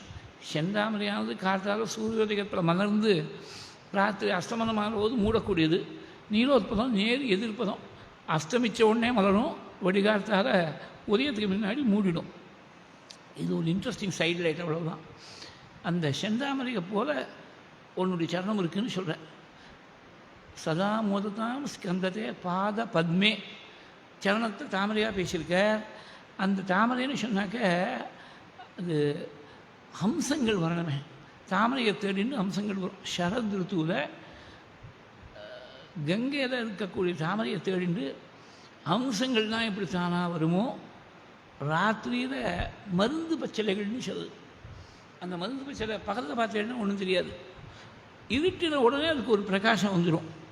அந்த மாதிரி மருந்து பச்சளைகள்லாம் யாத்திரா காலத்தில் பார்த்துருக்கேன்னு மகாபெரிவா சொல்லியிருக்கா. நேச்சரில் இருக்கக்கூடிய இந்த விஷயந்தான் டிராஃபிக் போலீஸில் அவள் இம்ப்ளிமெண்ட் பண்ணியிருக்கா.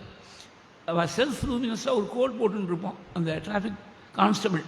ஏன்னா அவன் டிராஃபிக்கை கண்ட்ரோல் பண்ணுறதுக்காக இருக்கான். காரை கொண்டு இவன் மேலே ஏற்றப்படாத, இவன் இருக்கான்னு தெரியணுமே, இருட்டு தெரியணுமே. அதனால் அதே மாதிரி இந்த ஜீப்ரா கிராசிங்கெல்லாம் செல்ஃப் லூமினட் பெயிண்ட் பண்ணியிருப்போம். தூரத்துலேருந்து பார்த்தா கூட படிச்சுன்னு தெரியணும் இருட்டில்.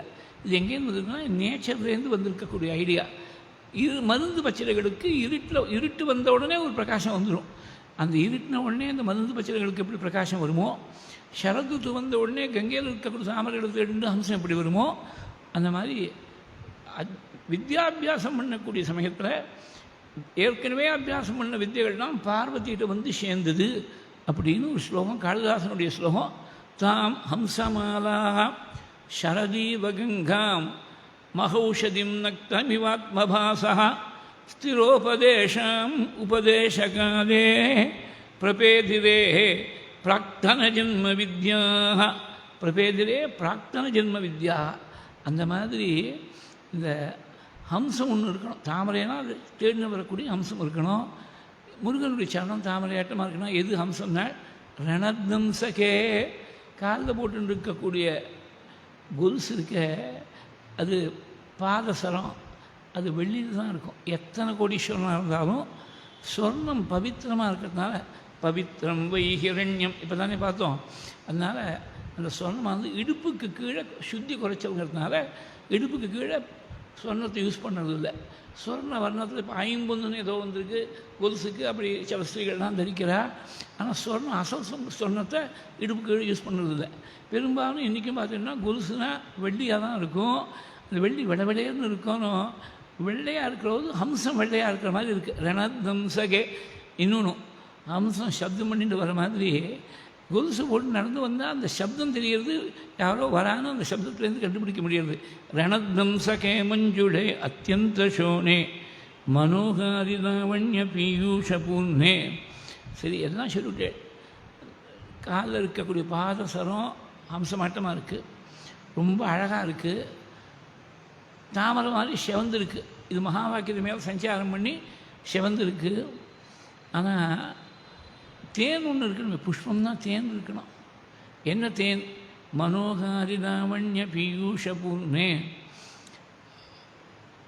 அமிர்தமயமாக இருக்கக்கூடிய ஞானம் என்ற தேன், மனசை அபகரணம் பண்ணக்கூடிய தேன் இருக்குது. மனோகாரிதாவண்ய, நேரடியாக ஞானங்கிற வார்த்தை சொல்லலை.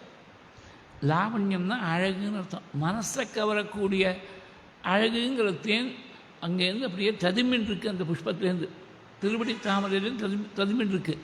மனோகாரிதாவண்ய பீயூஷ பூர்ணே.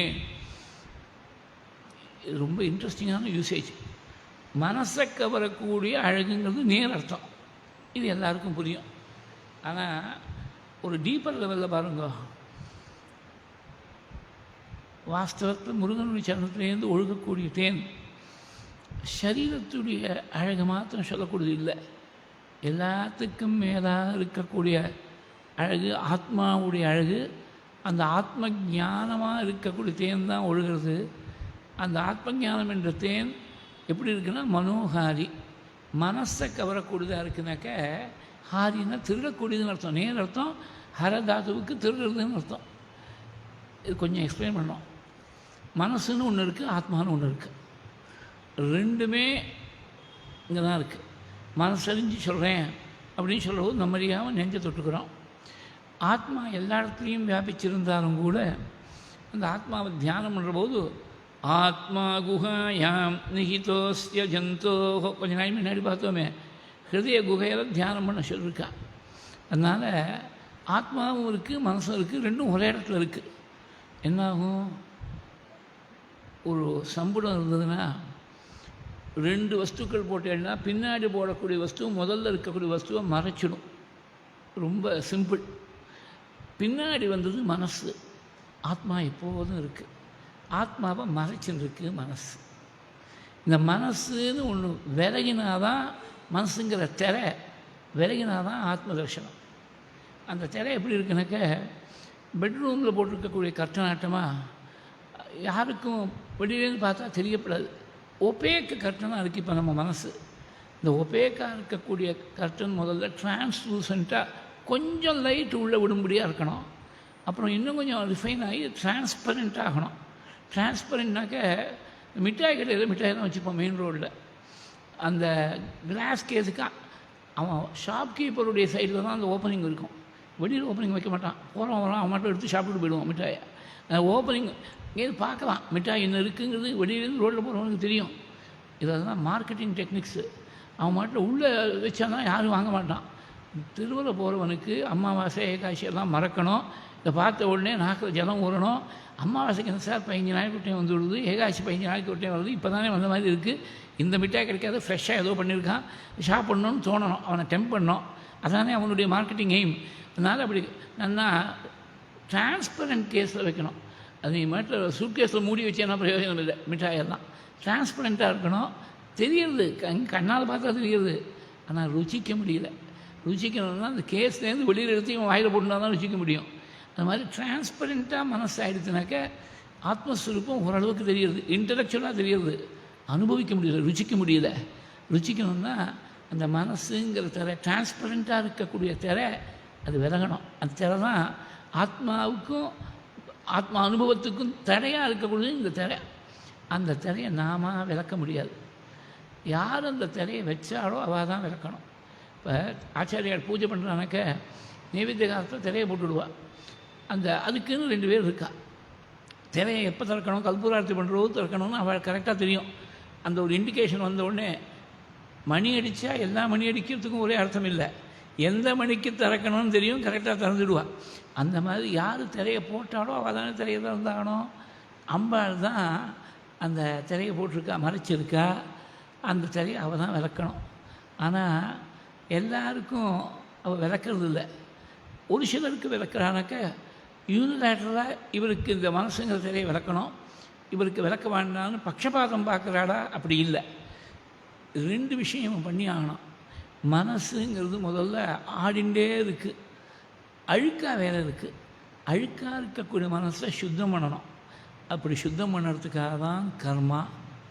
எதனால் அசுத்தமாச்சுனாக்க வேதம் சொன்ன கர்மாவை பண்ணாமல் நம்ம காமக்ரோதங்களால் தூண்டப்பட்டு இஷ்டத்துக்கு ஏதோ கர்மாக்கள் பண்ணோம் ஜென்மாந்தரத்தில். இஷ்டத்துக்கு பண்ண கர்மாவால் அழுக்காக போயிடுது மனசு. அதை கர்மாவால் ஏற்பட்ட அழுக்க கர்மாவால் தான் எடுக்கணும், முள்ளால் தான் எடுத்தாகணும். இஷ்டப்பட்டு செஞ்ச கர்மாவுக்கு பரிகாரமாக உனக்கு இஷ்டம் இருக்கோ இல்லையோ சாஸ்திரம் சொன்ன கர்மாவை பண்ணி மனசை சுத்தம் பண்ணணும். ஆடிண்டே இருக்குது மனசு. 100 கிலோமீட்டர் ஸ்பீடில் போயின்னு இருக்கக்கூடிய ட்ரெயினில் அந்த டாய்லெட்டில் இருக்கக்கூடிய கண்ணாடி நெத்திக்கிட்டுக்கணும்னு நினச்சாங்கன்னா ஏதோ பேருக்கு நெத்திக்கு வச்சுன்னு வரலாமே தவிர ஆற்றுல அலங்காரம் பண்ணிக்கிற மாதிரி அங்கே அலங்காரம் பண்ண முடியுமா?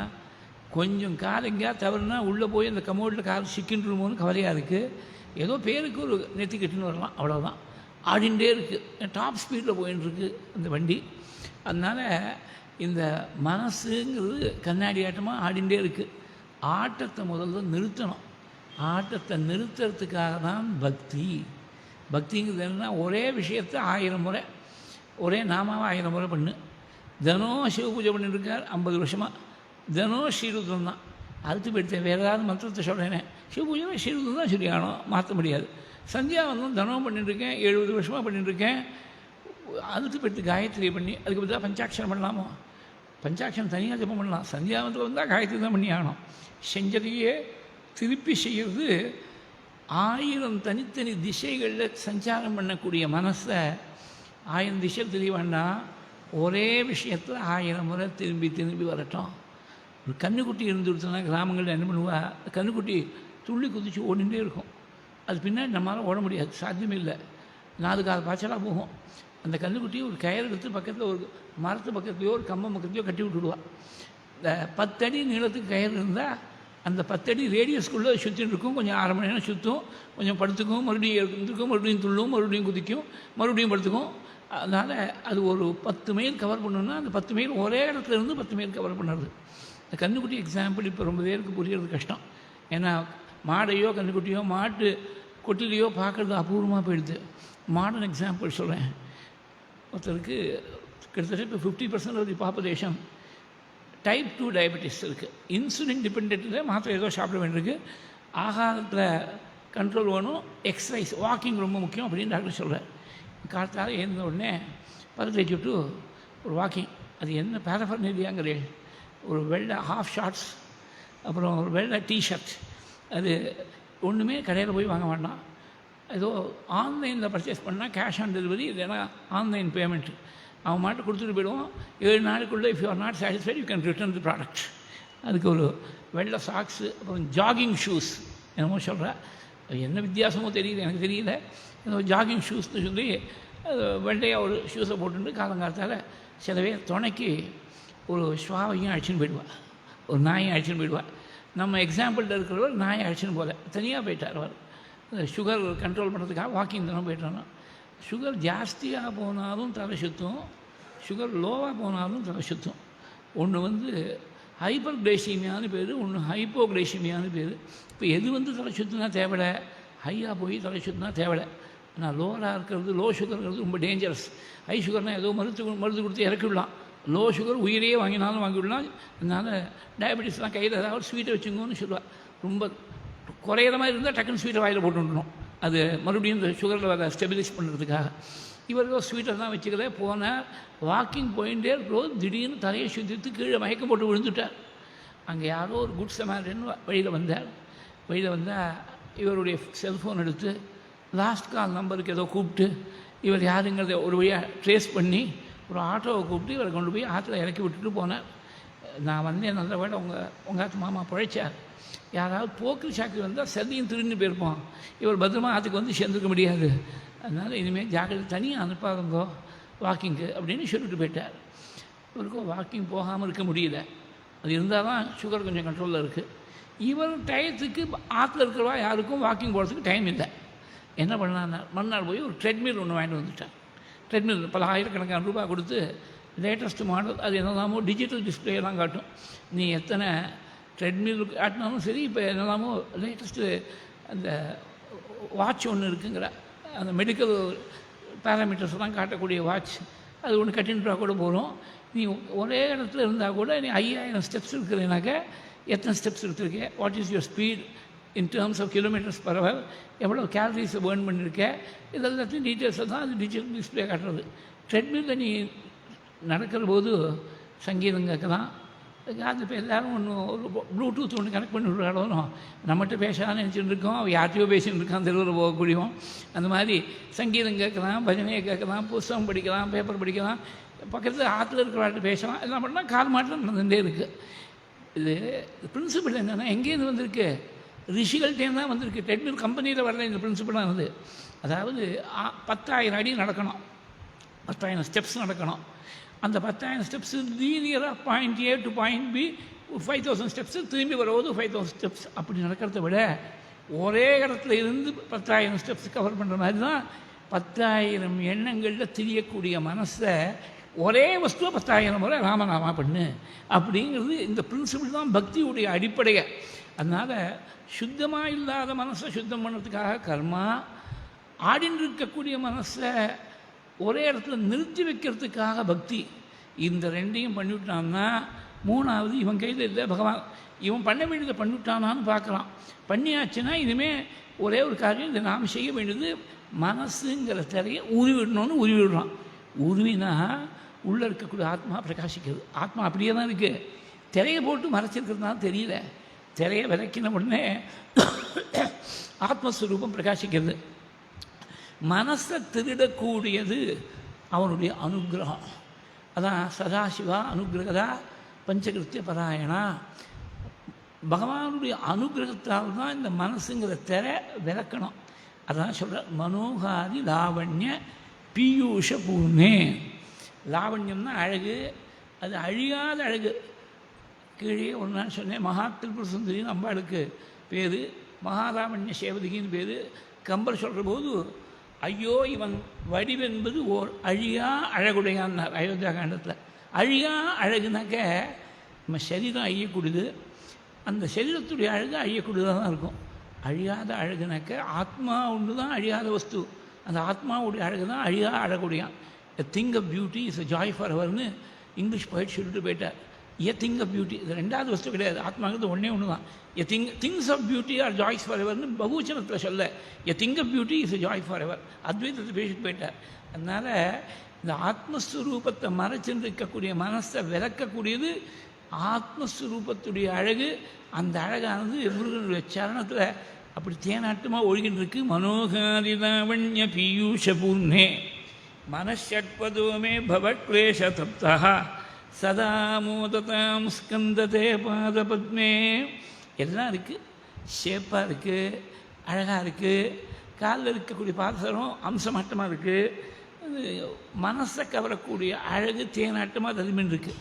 ஆனால் தேன் நிறைய ததும்பி அந்த தேனை அனுபவிக்கிறதுக்கு தேன் வண்டு ஒன்று இல்லைன்னா என்ன பிரயோஜனம்?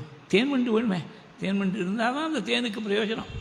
நன்னா காத்தாலும் 4 மணிக்கே எழுந்து குளித்து 50 பேருக்கு நன்னா பெரிய சத்திய சமையலாம் சமைச்சு வச்சுட்டு அவர் அம்மா யாருமே வரலைன்னா சாப்பிட்றதுக்கு நல்லா சாப்பிட்டானா சந்தோஷமாக இருக்கும். நிறைய 5-6 மணி நேரம் அடுப்படியில் வேலை செஞ்சுருக்கா, அது சமம் தெரியாது. 4 பேர் திருப்தியாக சாப்பிட்டுட்டு போனால் சமம் தெரியாது. ஒத்துருமே சாப்பிட வரல, அவ்வளோ வேஸ்ட்டாக போகிறத விட இத்தனை மணி நேரம் நம்ம பாடுபட்டோமே, அந்த பாடுபட்டதுக்கு பிரயோஜனம் இல்லாமல் போயிடுத்தேன்னு தோணுமோனோ. தேன் இருக்குது, அந்த தேனை அனுபவிக்கிறதுக்கு ஒரு தேன் வண்டு வேணும். தேன் வண்டு மாத்திரம் உங்கள்கிட்ட இல்லை, அதை நான் சப்ளை பண்ணுறேன்னா பகவத்பாதை. என்னுடைய மனசு அந்த தேன் வண்டாக இருக்கட்டும். மனஷட்பதோமே பவக்லேஷதப்தா. இது எப்படி இருக்குனாக்க தேன் வண்டை விட மோசமாக இருக்குது இந்த மனசு. சாலமந்த வயசுன்னு ஒரு ராஜா அந்த காலத்தில் இருந்ததாக ஒரு கதை அவரை பற்றி சொல்லுவார். அவர் எந்த ப்ராப்ளமாக இருந்தாலும் சால்வ் பண்ணுறதுல நிபுணர். ஒருத்தன் என்ன பண்ணால், ராஜாவை எப்படியாவது மடக்கணும்னு நினச்சிட்டு 2 செட்டு புஷ்பகாரத்தை கொண்டு வந்தான். அவனே சொல்லிட்டான், ஒன்று இயற்கை புஷ்பம், ஒன்று செயற்கை. இந்த ஆர்டிஃபிஷியல் இன்டெலிஜென்ஸ் அன்றைக்கே வந்துடுத்து போல் இருக்குது. ஒன்று ஆர்டிஃபிஷியல், ஒன்று நேச்சுரல். நீங்கள் கிட்டக்க வரப்படாது, தொட்டு பார்க்கப்படாது. எது இயற்கை புஷ்பம், எது செயற்கை புஷ்பம் சொல்லணும். நீங்கள் தான் ரொம்ப புத்திமான்னு எல்லோரும் உலகம் முழுக்க கொண்டாடுறவங்கள. ராஜா என்ன பண்ணார், உடனே இந்த தேன் வண்டுகள்லாம் வளர்க்குறது அது ஒரு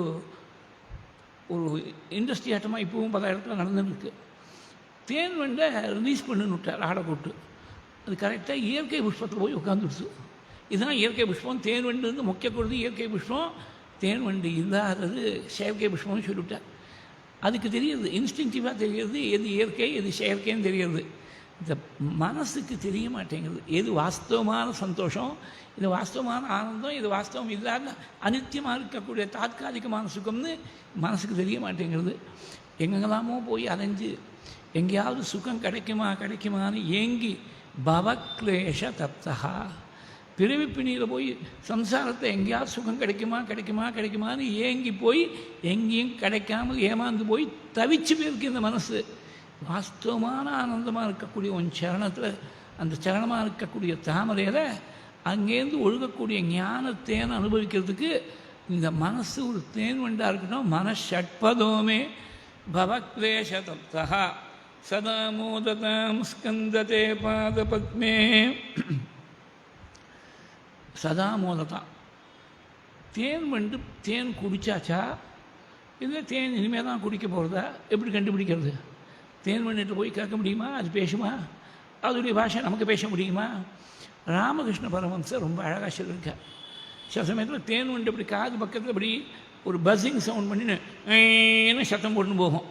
அந்த ங்கைன்னு சத்தம் போட்டுன்னு போனால் அது இன்னும் தேனை குடிக்கலேன்னு அர்த்தம். சப்தமே இல்லாமல் தேனை பறிக்கிறப்ப சப்தம் கிடையாது, ஒரே ஆனந்த அனுபூதி தான். அது மாதிரி பிரம்மத்தை தெரிஞ்சுக்கிற மட்டும் சப்தம். பிரம்மத்தை தெரிஞ்சின்ற உடனே ஞானத்தேனை பறிகிற உடனே பேஷா அனுபூதி பிறந்ததுவே. கந்தர் அனுபூதி சொல்கிறேன். இப்போ பேச்சுக்கே இடம் இல்லை, ஒரே நிறைவாக இருக்கக்கூடிய மௌனம்தான். அது மாதிரி மனசுங்கிற தேன் வண்டானது, தேன் வண்டாவது தேன் பருகிற மட்டும் சத்தம் போட்டுருக்கும், தேன் பருகிற உடனே மௌனமாக போயிடும். அப்புறம் அந்த புஷ்பத்தை சுற்றின்னு இருக்காது. தேனுக்கு ரீச் ஆச்சுன்னா விட்டுட்டு போயிடும். ஏன்னா புஷ்பத்தில் இருக்கக்கூடிய தேனானது லிமிட்டட், இவ்வளோ தான், ஏதோ ஒரு சில ட்ராப்ஸ் தான் இருக்கும். அதை கிரகிச்ச உடனே அடுத்த புஷ்பத்துக்கு போயிடும். முருகனுடைய சரணம் அப்படி இல்லை. அதுலேருந்து ஞானத்தை அதுக்கு முடிவே கிடையாது, இன்ஃபினிட்டாக இருக்குது. ஏன்னா அது source is infinite, the product is also infinite. அதனால் இது ஒரு குறிப்பிட்ட காலம் தேனை பறிக்கிட்டு அப்புறம் போகப்படாது. சதா மோததாம், எப்போதும் அந்த தேன் வண்டு, மனசாங்கிற தேன் வண்டு உன் சரணத்திலேயே சுற்றின்னு இருக்கணும். சதா மோததாம் ஸ்கந்ததே பாதபத்மே. ஸ்கந்தாங்கிற வார்த்தை இங்கே யூஸ் பண்ணுறார். ஸ்கந்தன்னா சத்ருன் சோஷயதி இது ஸ்கந்தா. சத்ருக்களுடைய ஆற்றல் எல்லாத்தையும் வத்தடிக்கும்படியாக செய்யக்கூடியவனுக்கு ஸ்கந்தன்னு பேர். எதிர்பக்கத்தில் இருக்கக்கூடிய சூர சம்ஹாரம் பண்ணுற போது சூரனுடைய ஆற்றல் எல்லாத்தையும் வத்தடிக்கும்படியாக செஞ்சுட்டானோன்னு வந்தாலும் ஸ்கந்தம். ஸ்கந்தனுடைய புராணம் தான் ஸ்காந்தம். தமிழில் வரும்போது என்ன எடுத்து கந்தன்னு வந்துடுத்து. கந்தன்னு வரும்போது அதுக்கு இன்னொரு அர்த்தமும் உண்டு. ஒரு யானையை ஒரு காலை கட்டி வைப்பா, எங்கேயாவது ஒரு பெரிய கம்பத்துலேயோ ஒரு பெரிய மரத்தில் சங்கிலியால், இரும்பு சங்கிலியால் ஒரு காலை கட்டி வைப்பா. அப்படி யானையை கட்டக்கூடிய கட்டி தெறிக்கு கந்துன்னு போயிடு. இந்த மனசுங்கிறது மதம் பிடிச்ச யானையாட்டமாக இருக்குது. எந்த கட்டுத்தறியில் போய் கட்டினா இது ஒரேயாக வெளியில் போய் சஞ்சாரம் பண்ணி சிரமத்தை கொடுக்காதோ அந்த மாதிரி கட்டுத்தறி முருகனுடைய சரணத்தில் போய் இந்த மனசுங்கிற யானையை கட்டி போடணும். கட்டுத்தறியாக இருக்கிறதுனால தான் அவனுக்கு கந்தம் அப்படின்னு பேர். சம்ஸ்கிருத ஸ்கந்தம்னா சத்ருன்னு சோஷயதி இது ஸ்கந்தகா. சோஷயத்துனா வத்தடிக்கிறதுன்னு அர்த்தம். சத்ருக்களுடைய ஆற்றல் எல்லாத்தையும் வத்தடிக்கக்கூடியவனுக்கு ஸ்கந்தன்னு பேர். ஏ ஸ்கந்தா சதா மோததாம் ஸ்கந்ததே பாதபத்மே. இதில் ஷட்பதம்னு ஒரு பதம் போட்டிருக்கார். 6 கால் உடையதுன்னு அர்த்தம். தேன்வண்டுக்கு 6 கால். தேன்வண்டுக்கு பல பேர்கள், பிருங்கம், பிரமரம், மதுபம், அதே மாதிரி மதுகரகா, ஷட்பதகா, இப்படி பல பேர்கள் உண்டு. தேனை சேகரிக்கிறதுனால மதுகரகா, தேனை பானம் பண்ணுறதுனால மதுபகா.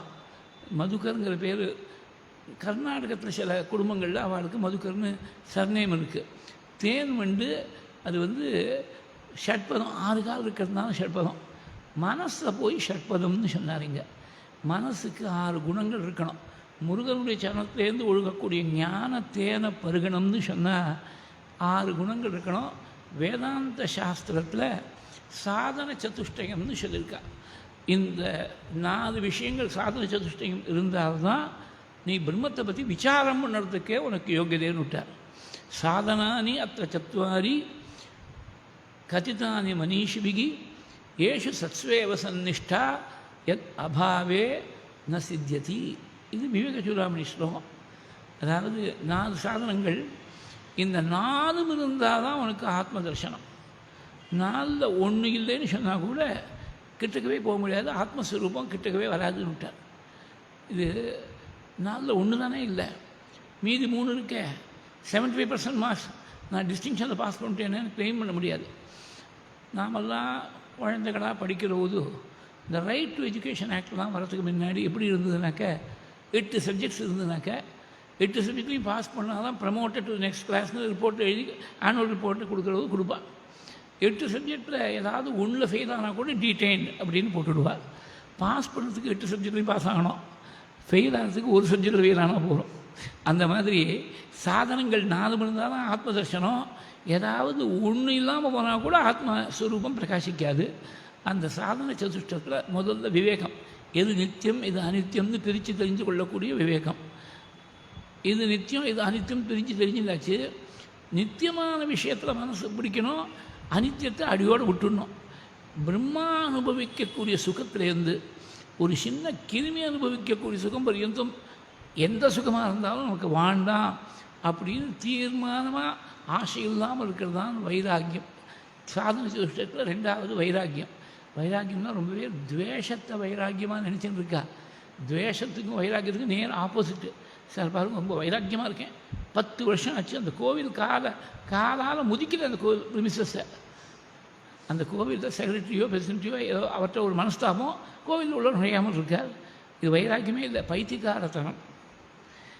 சுவாமிக்கு ஏதாவது நஷ்டமா? நாம் போய் கோவிலில் தரிசனம் பண்ணலைன்னா ஆந்தி காண்ட்ரி 10 வருஷமாக நிம்மதியாக இருக்கார் சுவாமி. இவன் அபஸ்வரமாக ஏதோ மந்திரத்தை சொல்லியிருந்தான், இந்த அபஸ்வரமெல்லாம் கேட்காம 10 வருஷம் நிம்மதியாக இருக்கும்னு சுவாமி தான் நிம்மதியாக இருக்கார். வைராக்கியம்னா பரம சாத்விகமாக இருக்கணும். ஆசை தான், ராகம் தான் ஆசை, ஆசையே இல்லாமல் நிலை தான் வைராக்கியம். 3வது சமாதி ஷட்கம், I will come to it. 4வது முமுட்சுத்துவம். முமுட்சுத்துவம்னா மோட்சம் அடையணும்னு தீவிரமான ஏக்கம். எவ்வளோ தீவிரமாக இருக்கணும்னு ஒரு திருஷ்டாந்தம் கொடுத்துருக்கா வேதாந்த சாஸ்திரத்தில். தலையில் ஒருத்தனுக்கு கேசத்தில் நெருப்பு பிடிச்சு கொடுத்து, ஆற்றுல ஜலம் இல்லை, அப்படியே தெருவில் ஓடும், தெருக்கோடியில் ஒரு குளம் இருக்குது, கிராமம் குளம் இருக்குது. குளத்துங்கரையில் 10 பேர் உட்காந்து பேசின்னு இருக்கா. அவன்கிட்ட போய் கேட்பனா, இந்த குளத்தில் ஜலம் ரொம்ப ஆழமாக இருக்கா, தைரியமாக இறங்கலாமா, பாசி பிடிச்சிருக்கா, வழுக்குமா, கேள்வியாக கேட்பான். தலையில் நெருப்பு பிடிச்சா டக்குன்னு போய் குளத்தில் குதிக்க மாட்டானா? அந்த மாதிரி சம்சாரம் என்ற ஒரு பெரிய காட்டு தீ பிடிச்சிருக்கு. அந்த காட்டு தீக்கு மருந்து ஒரு குருகிட்ட போய் நேர கணத்தில் குதிக்கக்கூடியவரை போல குருவுடைய சரணத்தில் போய் விழுறது தான் முமுட்சுவுக்கு லட்சணம். மோட்சம் இச்சதி இது முமுட்சு. மோட்சத்தை அடையணும் தீவிரமாக இயங்கக்கூடியவன் தான் முமுட்சுன்னு பேர். முமுட்சுத்துவம் அவனுடைய தன்மைக்கு தான் முமுட்சுத்துவம்னு பேர். இந்த 3வது நடுவில் இருக்க சமாதி சர்க்கம் 6 குணங்கள் சேர்ந்து கலெக்டிவாக அதை சமாதி சர்க்கம்னு சொல்லியிருக்கா. சமம் தமம் திதிக்ஷே உபரதி ஸ்ரத்தே சமாதானம்னு 6. சமந்தமும் இந்த 2 பதங்களுக்கும் நேர் அர்த்தம் அடக்கிறதுன்னு அர்த்தம். வேதாந்த சாஸ்திரத்தில் ஒரு subtle nuance of a difference சொல்லியிருக்கா. இந்திரியங்களை அடக்கிறது தமம், சமங்கிறது மனசை அடக்கிறது. இந்திரியங்களை அடக்கிறது தமம். அது எவ்வளோ கஷ்டங்கிறதுக்கு ஒரு சின்ன எக்ஸாம்பிள் சொல்கிறேன். இது சுவாமி விவேகானந்தர் கொடுத்த எக்ஸாம்பிள். நாக்கை அடைக்கிட்டா எல்லா இந்திரியங்களும் ஜெயிச்ச மாதிரி. நாக்கை ஜெயிச்சிருக்காங்கிறதுக்கு என்ன அடையாளம்னா, ஒரு கல்கண்டு எடுத்து நாக்கில் வச்சா 1 மணி நேரம் கழித்து அந்த கல்கண்டு ட்ரையாக அப்படியே இருக்கணும். வைக்கிற போது எப்படி இருந்ததோ அது மாதிரி இருக்கணும். நினச்சே பார்க்க முடியாது. அப்புறம் ப்ராக்டிஸில் கொண்டு வரதுங்கிறது இருக்கட்டும், நினச்சே பார்க்க முடியாது. ஏன்னா நாக்கில் ஜலம் ஊறுறதுங்கிறது இன்வாலண்ட்ரி ஆக்ஷன். ஸ்கூலில் படிக்கிறோம் சொல்லிக் கொடுத்துருவா. வாலண்ட்ரி ஆக்ஷன், இன்வாலண்ட்ரி ஆக்ஷன் 2 சொல்லிக் கொடுப்பா. இப்போ இங்கேருந்து நடந்து அங்கே போகணும், தெரு மட்டும் போனோம்னா போகலாம், போக வேண்டாலும் உட்காந்து இருக்கலாம். அது வாலண்ட்ரி ஆக்ஷன். இந்த கையால் ஒரு காரியம் பண்ணணும்னா பண்ணலாம், பண்ண வேண்டாம்னா பேசாமல் இருக்கலாம். நாக்கில் ஜலம் ஊறுறது அப்படி இல்லை. நாக்கில் ஜலம் ஊறுறதுங்கிறது இன்வாலண்ட்ரி. இன்றைக்கி நாளைக்கு ஸ்கந்த சஷ்டியாக இருக்குது. நாக்கே ஜலம் ஊறாதேன்னு சொன்னால் ஊறாமல் இருக்குமா? நாளைக்கு தான் இன்னும் கொஞ்சம் அதிகமாக ஜலம் ஊறுறது. உபவாசம் இருக்க வேண்டிய அன்றைக்கி தான் ஜாஸ்தி நாக்கில் ஜலம் ஊறுறது. ரொம்ப வெயிலாக இருக்குது, கொஞ்சம் ஜலம் ஊறினா தேவையில்லை, கொஞ்சம் நாக்கை நினச்சிக்கிற மாதிரி இருந்தால் தேவையில்லைன்னா அப்போ ஊற மாட்டேங்கிறது. நம்ம கண்ட்ரோலில் இல்லை. நாக்கில் ஜலம் ஊறுறதுங்கிறது நம்ம கண்ட்ரோலில் இல்லை. அதுவாக வர்றது இன்வாலண்ட்ரி ஆக்ஷன். ஒரு கல்கண்டு வாயில் போட்டால் 1 நிமிஷத்துக்குள்ளே கரைஞ்சி உள்ளே போயிடுமே. 1 மணி நேரம் கழித்து அந்த கல்கண்டு அப்படியே இருக்கணும். ட்ரையாக கடையிலேருந்து வாங்குறது எப்படி இருந்தோ அந்த மாதிரி இருக்கணுங்கிற நாக்கில் வச்சுருந்தா. அப்போ தான் இந்திரிய நிகிரகம் தமத்துக்கு இதுதான் லட்சணம். எவ்வளோ சிரமங்கிறது பாருங்க. இந்த இந்திரியங்களை அடக்கிறதே இவ்வளோ சிரமமாக இருக்குது. இது கண்ணுக்கு தெரியக்கூடிய இந்திரியங்கள், மனசு கண்ணுக்கு தெரியாது. அந்த மனசை அடக்கிறது சிரமம், ரொம்ப சிரமமும் கூட. அப்புறம் திதிக்ஷை. எத்தனை சிரமங்கள் வந்தாலும் பொறுத்துக்கிறதுனா பல்ல கடிச்சுன்னு பொறுத்துக்கிறது இல்லை, சிரிச்சின்னு பொறுத்துக்கிறது. சகனம் சர்வதுக்கானாம் அப்பிரதீகார பூர்வகம் சிந்தாவிலாபரகிதம் சா திதிக்ஷா நிகத்தியதே. விவேக சூடாமணியில் திதிக்கைக்கு பகவத்பாதால் கொடுக்கக்கூடிய டெஃபனிஷன் இது. எல்லா துக்கத்தையும் பொறுத்துக்கணும். அதுவே ரொம்ப சிரமமாக இருக்குது. 3 கண்டிஷன்ஸ் வேறு போட்டேன். அந்த துக்கத்தை போக்கிக்கிறதுக்கு பிரயத்னம் செய்யப்படாது. அப்பிரதீகார பூர்வகம். சிங்கேரியில் 34வது ஆச்சாரியாராக இருந்த மகான் சந்திரசேகர பாரதி மகாசுவாமிகள் விவேக சூடாமணிக்கு ரொம்ப அற்புதமாக ஒரு வியாக்கியானம் பண்ணியிருக்கார் சம்ஸ்கிருதத்தில். அவள் சித்தி அடைஞ்சு இந்த மாலை அமாவாசையோடு 71 வருஷம் முடிஞ்சு போயிடுது. 1954 மாலை அமாவாசையில் துங்கபத்ராவில் போய் ஜலசமாதி அடைஞ்சிட்டார். அதுக்கும் பல வருஷங்கள் முன்னாடி எழுதப்பட்டது. அதனால் அந்த டைம் ஃப்ரேமை மனசில் வச்சுக்கணும். அவர் கொடுத்த திருஷ்டாந்தத்தை புரிஞ்சுக்கிறதுக்கு. வெயில் ஒரே கொளுத்துறது, வேர்த்து கொட்டுறது. ஒரு ஓலை விசிறி, அந்த காலத்தில் இந்த ஃபேனை தான் கிடையாது, ஓலை விசிறி தான். நம்ம தாத்தா காலம் கொள்ளு தாத்தா காலம் நினச்சி பாருங்க, ஓலை விசிறி தான். விசிறியே இருப்பாள். விசிறி பக்கத்தில் இருக்குது. விசிறியை யூஸ் பண்ணாமல் இருக்கிறது திதிக்ஷை. அதாவது வெயிலுக்கு பரிகாரமான விசிறிக்கிறது. விசிறி இருந்து விசிறி யூஸ் பண்ணாமல் இருக்கிறது திதிக்ஷை. எனக்கு நல்லா ஞாபகம் இருக்குது. நான் குழந்தையாக இருக்கும்போது எங்கள் தாத்தா பக்கத்தில் படுத்துட்டு இருப்பேன். வாசல் திண்ணேரில் படுத்துட்டு இருப்போம். ராத்திரி திடீர்னு பாதி தூக்கத்தில் எழுந்து பார்த்தா ஒரு விசிறி இருப்பார். ஒரு ஓலை விசிறி வச்சுருப்பார். ஃபேன் கிடையாதுங்க, அப்படி ஓலை விசிறின்னு இருப்பார். இந்த ஸ்லோகங்கள்லாம் பின்னாடி வியாக்கியானம் பண்ணி சொல்ல போகிறேன்னு அப்போ தெரியாதோனோ, ஸ்கூலில் படிக்கிறதும் தெரியாதோனோ. தெரிஞ்சிருந்தால் கேட்டிருப்பேன் தாத்தாட்ட, நீங்கள் எப்படி விசிறிண்டே தூங்கிண்டே விசிறினேடான்னு கேட்டிருப்பேன். நான் எனக்கு இந்த விஷயங்கள்லாம் தெரியறதுக்கு முன்னாடி அவர் பகவான்கிட்ட போய் சேர்ந்துவிட்டார். அந்த காலத்து மனுஷன் அப்படி தான் இருந்தால் கையில் ஒரு விசிறிந்தே இருக்கிறது. விசிறி இருந்து விசிறிக்காமல் இருக்கிறது திதிக்ஷை. மார்கழி மாதம் ஒரே குளிர். பெங்களூர் மாதிரி டெல்லி மாதிரி ரொம்ப குளிராக இருக்கக்கூடிய இடத்துல அது கால் மாட்டில் ஒரு கம்பளி இருக்குது. அந்த காலத்து கம்பளி தான் டல் கிரேயாக இருக்கும், சொரன்னு இருக்கும் கம்பளி. இப்போ சாஃப்ட் பிளாங்கெட்ஸ்னு சொல்லி அதை ஒரு பிளாஸ்டிக் கவரில் வேறு ஜிப் பண்ண முடியாது, அதை மார்க்கெட் பண்ணிட்டுருக்கான். அதை பார்த்த உடனே சன்னியாசிக்கு கொண்டு யாராவது கொடுக்க மாட்டாளான்னு தோணும். அந்த மாதிரி இருக்குது. டிசைன் தான் போட்டு என்னெல்லாமோ அழகாக பண்ணியிருக்கா. அதை இழுத்து பூச்சி விட்டான்னு வச்சுங்கோ, சுகஞ்சமே சயனஞ்சமே, அவ்வளோதான். சூஷாச்சமேவே தெரியாது. அப்புறம் அடுத்தாப்பில் காத்தால் 4 மணிக்கு எழுந்துட்டான். ஏன்னா சீக்கிரமாக எழுந்துட்டோமே, குளிர் காலத்தில் 4 மணிக்கு எழுந்துட்டேன்னா திங்கக்கிழமை ராத்திரி படுத்து புதன்கிழமை காத்தால் எழுந்திருக்கான். செவ்வாய்க்கிழமை முழுக்க ஓடி போயிடுது. அந்த செவ்வாய்க்கிழமை ஓடி போய் வெறுமல் போடல, ஆற்றுல யாரோ காஃபி கொடுத்துருக்காட்டு அதை சாப்பிட்ருக்கான். தூக்கத்துலேயே சாப்பிட்ருக்கான். அவனுக்கு வேறு ஒன்றும் இல்லாட்டா கூட சாப்பாடும் தீர்த்தமும் வேண்டியிருக்க, காஃபியும் டிஃபனும் இதெல்லாம் வேண்டியிருக்க. அப்படி உலகம் மறந்து போகிற மாதிரி இருக்குது. அந்த கம்பளி எடுத்து போச்சுன்னு விட்டால் உலகமே மறந்து போகிற மாதிரி இருக்குது.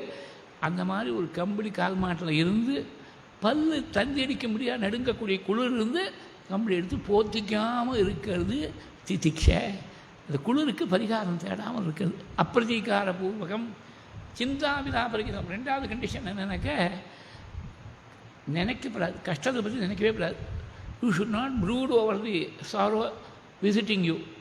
அப்புறம் விதா பரிகாரம் யார்ட்டையாவது சொல்லலாமா? நம்ம கஷ்டத்தை பற்றி ஒருத்தர் சொன்னால் கொஞ்சம் பாரம் குறையுமே. ஒரு ஜீவன்ட்டு மூச்சு விடப்படாதுன்னு விட்ட, யார்ட்டையும் சொல்லப்படாது, நீயும் அதை பற்றி நினைக்கப்படாது, அதை போக்கிறதுக்கு பிரயத்னமும் பண்ணப்படாது. இந்த 3 கண்டிஷன்ஸுக்கும் கட்டுப்பட்டு வரக்கூடிய கஷ்டங்கள் அவ்வளவையும் சிரிச்ச முகத்தோடு ஃபேஸ் பண்ணிட்டு இருக்கணும். அதுதான் திதிக்ஷை. அப்புறம் சமந்தமம் திதிக்ஷை. உபரதி. உபரத்தின்னா வெளியில் தெரியக்கூடிய மனசை உள்நோக்கி திருப்புறது. ரமண மகர்ஷி இதுக்கு ஒரு எக்ஸாம்பிள் சொல்லுவார். சைக்கிளில் ரிவர்ஸில் பெடல் பண்ணுறதுன்னு சொன்னார். அவர் சித்தி அடைஞ்சு 75 வருஷம் ஆயிடுச்சு. அவர் காலத்தில் சைக்கிள் தான் காமன் மோட் ஆஃப் டிரான்ஸ்போர்ட்டாக இருந்தது. இப்போ மாடர்னாக அதுக்கு ஒரு வருஷம் சொல்கிறதா இருந்தால், பல கார்ஸ், என்ட்ரி லெவல் கார்ஸில் கூட computer assisted reverse car, computer assisted reverse ஒன்று வருது. அது உடனே ஏறி உட்கார்ந்த உடனே அது என்ன பண்ணும், செக் யுவர் சரௌண்டிங்ஸ்னு முதல்ல ஒரு டிஜிட்டல் ரீடிங் காட்டும். ஏன்னா அது ஒரு கோடு போட்டு காட்டுறது. அந்த கோடுக்குள்ளே நீ ரிவர்ஸ் பண்ணலாம். அது 1.5 மீட்டர்ஸ் 1.2 மீட்டர்ஸ் இவ்வளோ இருக்குது ஸ்பேஸ் உனக்கு ரிவர்ஸ் பண்ணுறது காட்டும். ஏன் செக் யுவர் சரௌண்டிங்ஸ்னு சொல்கிறதுனா, there is no substitute for human intelligence. Ultimately அது ஏதோ ஒரு சென்சர் வச்சுருக்கு. அது 2 மீட்டர்ஸ் இடம் இருக்குதுன்னு சொன்னால் 2 மீட்டர்ஸ் ஸ்ட்ரெயிட் லைனாக இருக்கா, நடுவில் குழியாக இருக்கா, மேடாக இருக்கா, அது தெரியலையே. நீ இறங்கி பார்த்தா தான் குழியாக இருக்கா மேடாக இருக்கா எப்படி போடணும்னு தெரியும். அதனால் அது செக் பண்ணிவிட்டு to supplement your physical examination அந்த கம்ப்யூட்டர் அசிஸ்டன்ட் ரிவர்ஸை யூஸ் பண்ணிக்கலாம். ஆனால் எவ்வளவு எக்ஸலண்ட் காராக இருந்தாலும், எவ்வளவு எக்ஸ்பீரியன்ஸ் டிரைவராக இருந்தாலும், 50 வருஷம் ப்ரொஃபஷனல் டிரைவிங் எக்ஸ்பீரியன்ஸ் இருந்தாலும், ரிவர்ஸ் பண்ணுற போது ஒரு நிமிஷத்தில் 1 மீட்டரோ 2 மீட்டரோ தான் ரிவர்ஸ் பண்ண முடியும். அவன் 80 km/h நான் மாட்டில் ரிவர்ஸ் பண்ணுறேன்னு ஆரம்பித்தான்னா, ஒன்றும் பிரத்யட்சமாக பரமேஸ்வரனை பார்க்கணும், இல்லை நாராயணனை பார்க்கணும், ஏதோ ஒன்றும். அதனால் ஹைவேல போகிற மாதிரி நீ ஸ்பீடில் போக முடியுமோ? ரிவர்ஸில் இத்தனைக்கும் காருடைய ரிவர்ஸுங்கிறது it's a well defined function. அவன் டிரைவிங் ஸ்கூலில் நல்லா சொல்லிக் கொடுக்குறான். அதுக்கு ஒரு மெக்கானிசம் இருக்குது, ரிவர்ஸ் கியர்னு ஒன்று இருக்குது. அந்த கியர் இப்படி தான் போடணும்னு இருக்குது, ஒரு மெத்தடாலஜி இருக்குது. எல்லாம் nothing is left to chance. அதுக்கு க்ளீனாக ஆப்ரேட்டிங் மேனுவல் கரெக்டாக சொல்கிறது, இப்படி இப்படி பண்ணணும்னு. இதெல்லாம் கண்ணுக்கு தெரியக்கூடிய ஒரு காரில் ரிவர்ஸ் போடுறது கஷ்டமாக இருக்குது, ஃபாஸ்ட்டாக போட முடியல. ரொம்ப அனுபவம் இருந்தால் கூட ரிவர்ஸ் பண்ணுறது கொஞ்சம் ஜாக்கிரதையாக தான் பண்ண வேண்டியிருக்கு. இந்த மனசுங்கிறது அதுக்கு வெல் டிஃபைன்டாக ஒரு ஆப்ரேஷன் மேனுவல் இருக்குது, யோகசாஸ்திரம் இருக்குது, நமக்கு தெரியல. அந்த ஆப்ரேஷன் மேனுவலை எப்படி படித்து புரிஞ்சுக்கணும்னு தெரியணுமோ நமக்கு தெரியல. அது ஃபிசிக்கலாக ஒரு கியர் இல்லை. கியர் போட்டுவிட்டால் அது பேக்கில் போகும்னு சொல்லலாம். மனசுக்கு அந்த மாதிரி ஒரு கியர் இல்லை. You have to learn by trial and error. அது மாதிரி இருக்குது. அந்த மனசை ரிவர்ஸ் கியரில் போடுற மாதிரி தான் உபரத்திங்கிறது. வெளியில் போகக்கூடிய மனசை திருப்பி உள்ள திரும்பும்படியாக செய்கிறது உபரத்தி. ஸ்ரத்த சாஸ்திரமும் குருவும் சொல்கிறது பரம சத்தியமான விஷயம் அப்படின்னு அசைக்க முடியாத நம்பிக்கைக்கு தான் ஸ்ரத்த. சாஸ்திரஸ்ய குருவாக்கிய சத்தியபுத்தியாவதாரணா சா ஸ்ரத்தா கதிதா சத்பிகி யயா வஸ்து உபலபியதே. இது ஆச்சாரியால் விவேக சூடாமணியில் கொடுக்கக்கூடிய லட்சணம். ஸ்ரத்தைக்கு சாஸ்திரமும் குருவும் சொல்லக்கூடியது பரமசத்தியம்னு அசைக்க முடியாத விஸ்வாசம் இருந்தால் தான் அந்த ஸ்ரத்தைன்னு பேர். ஸ்ரத்தை இருந்தால் தான் ஆத்ம தரிசனம் கிடைக்கும். அப்புறம் சமாதானம். சமாதானம்னா சண்டை வேணாம், கன்சர்வேட்டிவாக போயிடலாம் நாம் சாதாரணமாக புரிஞ்சுட்டு இருக்கோம். இங்கே வேதாந்த சாஸ்திரத்தில் அந்த அர்த்தம் இல்லை. சமாதானம் சமயக் ஆசமந்தா தானம். தான 3வது தா இல்லை, அது தானம், தானம் கொடுக்கறது. இது 4வது தா. தானம்னா வைக்கிறது. தா டு கீப், தா டு பிளேஸ்னு தாத்து. அதனால் நன்னா வைக்கிறது. எதை வைக்கிறதுனாக்க சமிதாதானம் கேள்விப்பட்டிருக்கோம். பிரம்மச்சாரிகள்லாம் காத்தாலையும் சாயங்காலமும் செய்யணும். அந்த சமித்தை வச்சு சமித்தானது சிஜமானதுன்னா சாம்பலானப்புறம் எழுந்து வந்து உபஸ்தானம் பண்ணணும். 5 நிமிஷத்தில் நல்லா ஜுவாலை எழுந்துட்டுனா 5 நிமிஷத்தில் சிவமாயிடும். அப்போ சமித்தை கொண்டு போய் வச்சா எப்படி அக்னியில் பஸ்மமாக போயிடுறதோ அந்த மாதிரி மனசுங்கிற சமித்தை ஞானங்கிற அக்னியில் வச்சு மனசு பஸ்மமாக போகிற மட்டும் வைக்கிறது சமாதானம். இந்த ஆறும் சேர்ந்து சமம் தமம் திதிக்ஷை உபரதி ஸ்ரத்த சமாதானம் ஆறும் சேர்ந்து சமாதி ஷட்கம் அப்படின்னு கலெக்டிவாக ஒரு பேர். இந்த 6 குணங்கள் தான் மனசாக இருக்கக்கூடிய தேன் வண்டுக்கு 6 காலாக இருக்குது. மனஷட்பதோமே பவக்லேஷ தப்தா சதா மோததாம் ஸ்கந்ததே பாத பத்மே. வேதாந்த உபன்யாசத்துக்கு போகலை, சுப்பிரமணிய புஜங்கத்தில் தான் இருக்கேன். மனஷட்பதோமே பவக்லேஷ தப்தா சதா மோததாம் ஸ்கந்ததே பாத பத்மே. என் மனசுங்கிற தேன் வண்டை நீ ஏற்றுக்கோ. இதுக்கு பேரலாக ஒரு ஸ்லோகம் சௌந்தரராஜர் சொல்லியிருக்க. அங்கே என் மனசுங்கிற தேன் வண்டு உன் சரணத்துலேருந்து ஒழுகக்கூடிய ஞான தேனில் உள்ள முழுகி போகட்டுங்கிற அந்த சௌந்தரராஜர் ஸ்லோகத்தை சொல்லும்போது நிமஜ்ஜன் மஜ்ஜீவகா கரணச்சரணகா ஷட்சரணதாம். உன்னுடைய சரணம் எப்படி இருக்குனாக்க அமந்தம் சௌந்தர்ய பிரகர மகரந்தம் விகிததி தவாஸ்மின் மந்தார ஸ்தபக சுபகே யாத்து சரணே நிமஜ்ஜன் மஜ்ஜீவகா கரணச்சரணகா ஷட்சரணதாம் ததானே தீனேபியः ஸ்ரீயமனிஷமாஷானுசதிருஷீம் அமந்தம் சௌந்தர்ய பிரகரமகரந்தம் விகிரதி தவாஸ்மின் மந்தாரஸ்தபக சுபகே யாத்து சரணே நிமஜ்ஜன் மஜ்ஜீவः கரணச்சரணः ஷட்சரணதாம்.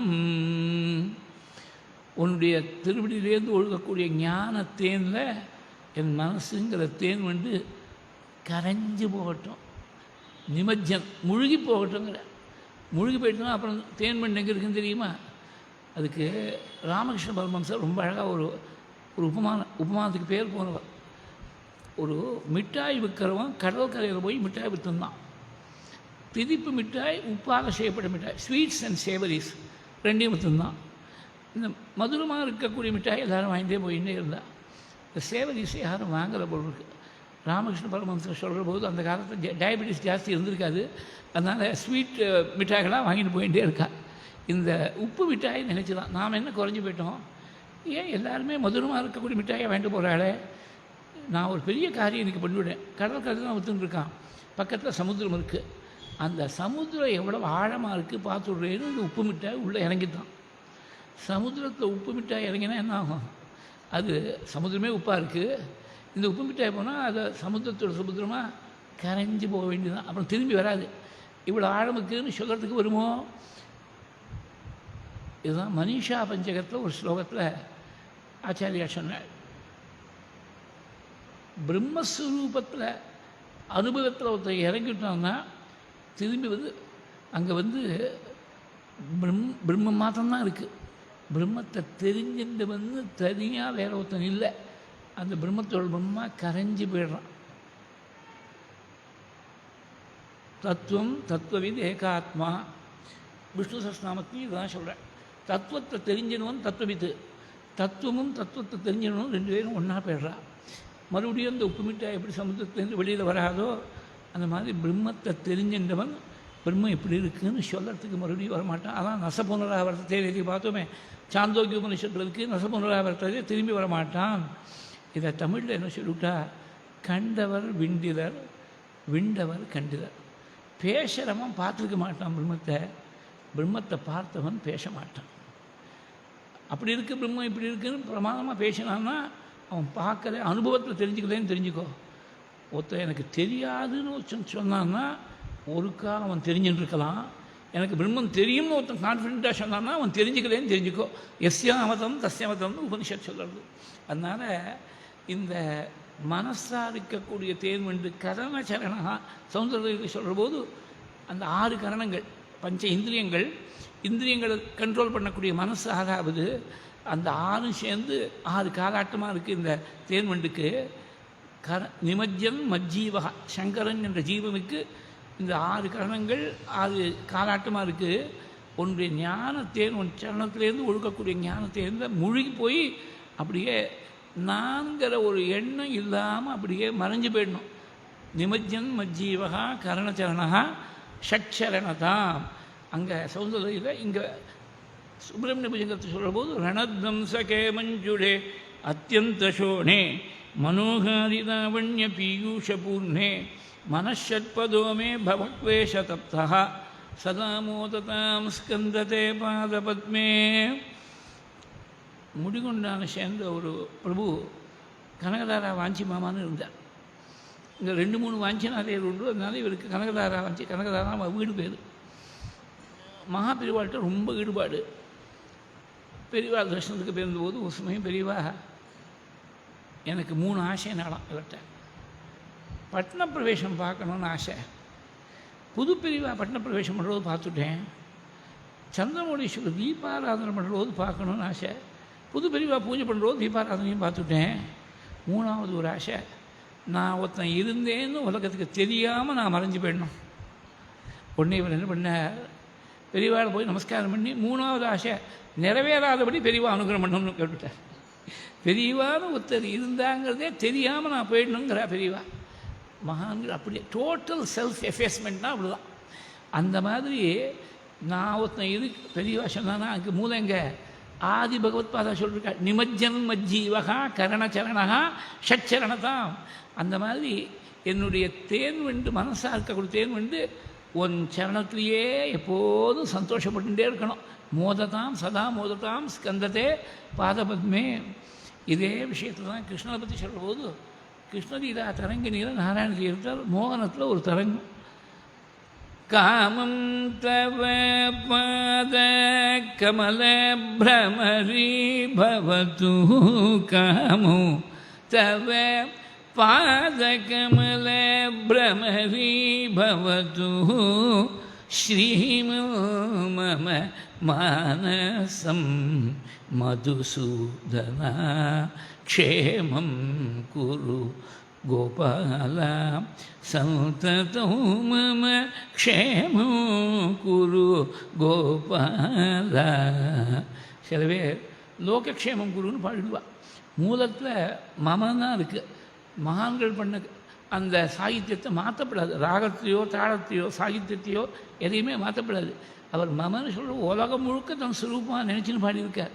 அதனால் நீ தனியாக போய் லோகக்ஷேமம்னு சொல்ல வேண்டாம், அங்கே மம க்ஷேமம் குரு அப்படின்னா அந்த அனுபல்லவி என்னுடைய மனசாக இருக்கக்கூடிய தேன் வந்து உன்னுடைய சரணமாக இருக்கக்கூடிய பூவையே புஷ்பத்தையே சுற்றின்னு இருக்கணும். காமம் தவ பாத கமல பிரமதி பவத்து.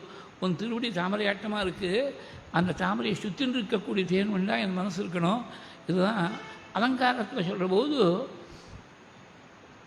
விழிக்கு துணை அவன் திரு மென்மலர் பாதங்கள். பாதங்கள் மலர் பாதங்கள், மென்மலர் பாதங்கள், திரு மென்மலர் பாதங்கள். பட்டத்தை சொல்கிற போது யோகீந்திரானாம் துவரங்கேஷு அதிக சுமதுரம், மதுரம் சுமதுரம் அதிக சுமதுரம். சரணத்தை தானே சொல்கிறார். அந்த சரணத்தை சுற்றின்னு இருக்கக்கூடிய தேன் வண்டா என் மனசு இருக்கட்டும். இந்த ஒரு பிரார்த்தனை நமக்கு பதிச்சுடுச்சுன்னா வேறு எதுவுமே தேவையில்லை. இந்த ஒரு பிரார்த்தனை பலிக்கலேனா வேறு என்ன இருந்தும் பிரயோஜனம் இல்லை. ரணத்வம்சகே மஞ்சுடே அத்தியந்த சோணே மனோகாரிதாவண்ய பீயூஷபூர்ணே மனஷட்பதோ மே பவக்வேஷ தப்தா சதா மோததாம் ஸ்கந்ததே பாதபத்மே. சுவர்ணாபதிவ்யம்பரிர்பாசமானாம் குணக்கிங்கிணி மே கலாசோபமானாம் ரசத்ஹேமபட்டேன வித்யோதமானாம் கட்டிம்பாவையே ஸ்கந்ததே தீப்யமானாம். முன்னாடி ஸ்லோகத்தையும் இந்த ஸ்லோகம் 2 ஸ்லோகத்தையும் 9, 10 2 ஸ்லோகத்தையும் ஸ்கந்தான்னு கூப்பிட்டுருக்கார் முருகனை. பாதத்துலேருந்து கேசம் வராரோனோ. இப்போ இடுப்பில் இருக்கக்கூடிய ஒட்டியானத்தை சொல்கிறேன். சுவர்ணாப திவ்யம்பரிர் பாசமானாம். ஸ்வர்ணத்தை போல மஞ்சளாக இருக்கக்கூடிய பட்டு உடுத்தின்னு திவ்யாம்பரம். திவ்யாம்பரம்னா தேவலோகத்தில் தயார் பண்ணப்பட்டிருக்கக்கூடிய வஸ்திரமாக இருக்குது திவ்யாம்பரம். சுவர்ணாப திவ்யாம்பரிர் பாசமானா. அந்த இடுப்பில் இருக்கக்கூடிய பீதாம்பரத்துக்கு மேலே, பீதம்னு சொன்னாலே மஞ்சளாக இருக்கக்கூடிய பட்டு பீதாம்பரம். அதுக்கு மேலே பெல்ட் ஆட்டமாக குணக்கிங்கிணிமே கலாசோபமானாம் ரசத் ஹேமப்பட்டேன வித்யோதமானாம். இடுப்பில் ஒட்டியானம் போடுறது சின்ன குழந்தைகளுக்கு போட்டால் அரணாள்னு சொல்லுவாள்.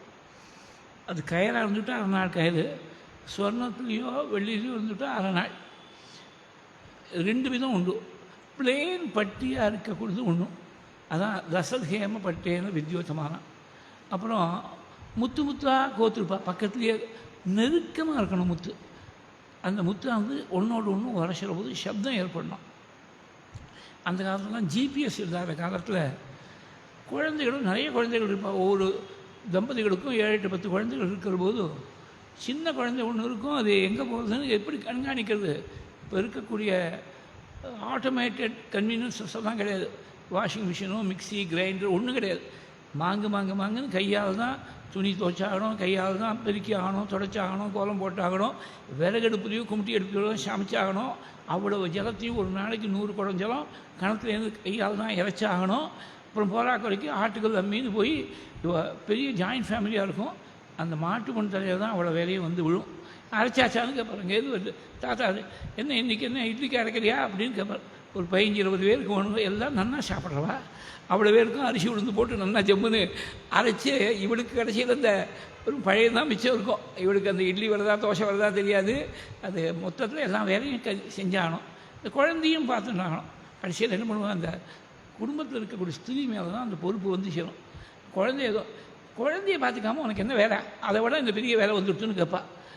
எத்தனையோ வேலை செஞ்சுட்டு இருக்கா, அது தெரியாது. யார் வேணால் அந்த குழந்தைய எடுத்துக்கலாம். அந்த தாயார் மேலே தான் பொறுப்பு வந்து விழும். இந்த குழந்தை எங்கே போகிறதுன்னு தெரியணுமே. அதனால் இடுப்பில் இந்த செக்யூரிட்டி அவ்வளோ ப்ராப்ளமாக இல்லாத காலம். அதனால் அக்ரஹாரத்துக்குள்ளே அப்படி யாரும் பகல் அவுத்தம் பூந்து திருட மாட்டான். அக்ரஹாரத்தில் எல்லோரும் ஒரு கண் வச்சுருப்பா. புதுசாக யாராவது வந்துவிட்டாக்கா தெரியும் அப்படின்னு அந்த குழந்தை இடுப்பில் இருக்கக்கூடிய மணி நெருக்கமாக இருக்கணும். இந்த மகாராஷ்டிரத்தில் கட்டக்கூடிய வேணி ஆட்டமாக இந்த சில இடத்துல போய் பார்த்தீங்கன்னாக்கா 50 ரூபாய்க்கு 3 முழம் கொடுக்குறேம்மா பூ. 3 பூ தான் இருக்கும் ஒரு முழத்துலேயே. அது வச்சுலாம் என்னென்ன 100 தான் இருக்கும், ஜாஸ்தி பூ இருக்காது. அது ஒரு வேணி அவன் வந்து 50 ரூபா சொன்னால் கூட ஒரு ஷான் தான் இருக்கும் வேணி. ஆனால் அடர்த்தியாக இருக்கும், தலை நிறைய இருக்கும். வச்சுனாக்கா ஒரு முழம் வேண்டாம், ஒரு ஷான் தான் இருக்கும், ஆனால் தலை நிறைய இருக்கும் ஒரு வேணி. அந்த மாதிரி அடர்த்தியாக அந்த சொர்ணத்தாலேயோ வெள்ளியாலேயோ அந்த முத்துகள் இருந்து மேகலாங்கிறது இடுப்பில் இருக்கக்கூடிய அரணாளுக்கு மேகலான்னு பேர். சுவர்ணாப திவ்யாம்பரில் பாசமானாம் கொணத் கிங்கினி மேகலா சோபமானாம். அது முத்து ஒன்றோடு ஒன்று உரசுற போது கொணத் சத்தம் போட்டுகிட்டே இருக்குது. அந்த மாதிரி எல்லாம் சொர்ணத்தால், இது பெரிய இடத்து பிள்ளையோனும் எல்லாமே அசல் சொர்ணத்தால் 2 விதமான ஒட்டியானம் போட்டிருக்கா.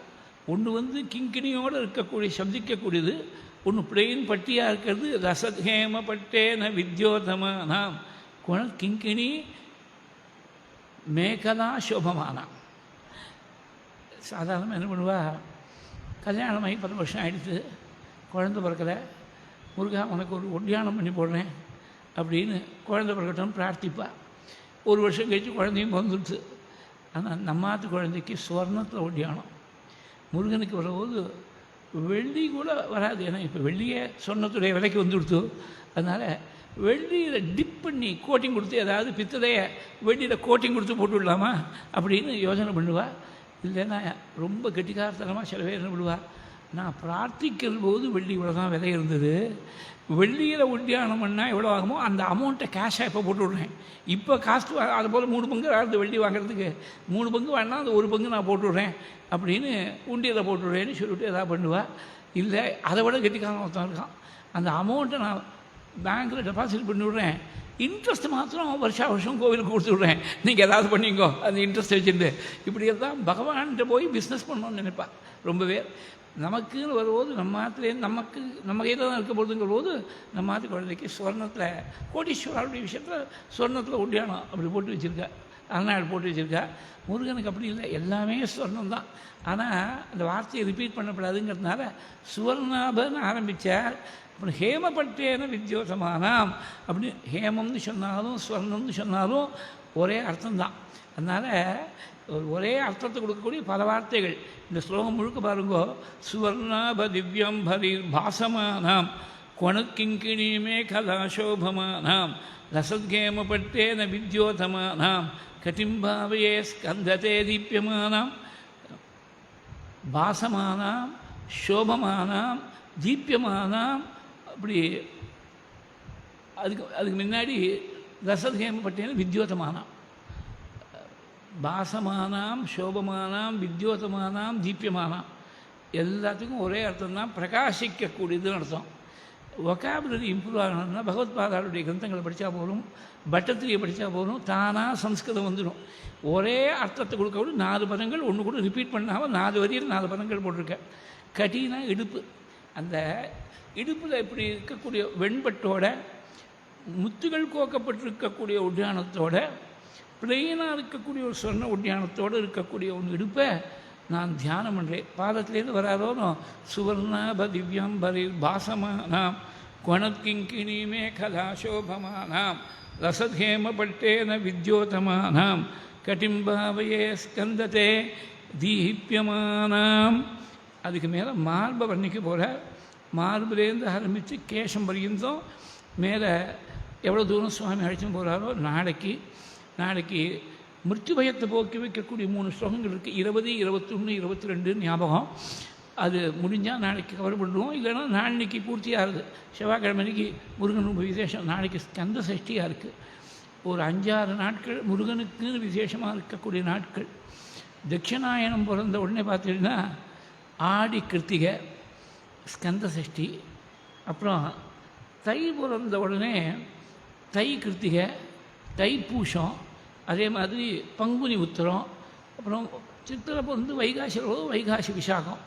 இந்த 6 நாளும் ஆடி கிருத்திகை தை கிருத்திகை, அதாவது உத்தராயணம் பிறந்த உடனே முதல் மாதம் தை, அது வரக்கூடிய கிருத்திகை.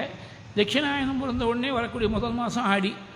இங்கே ஆடி மாதம்னாக்கா கர்க்கடக மாதம், கேரளத்தை சொல்லுவோம் கர்க்கடக மாதம்.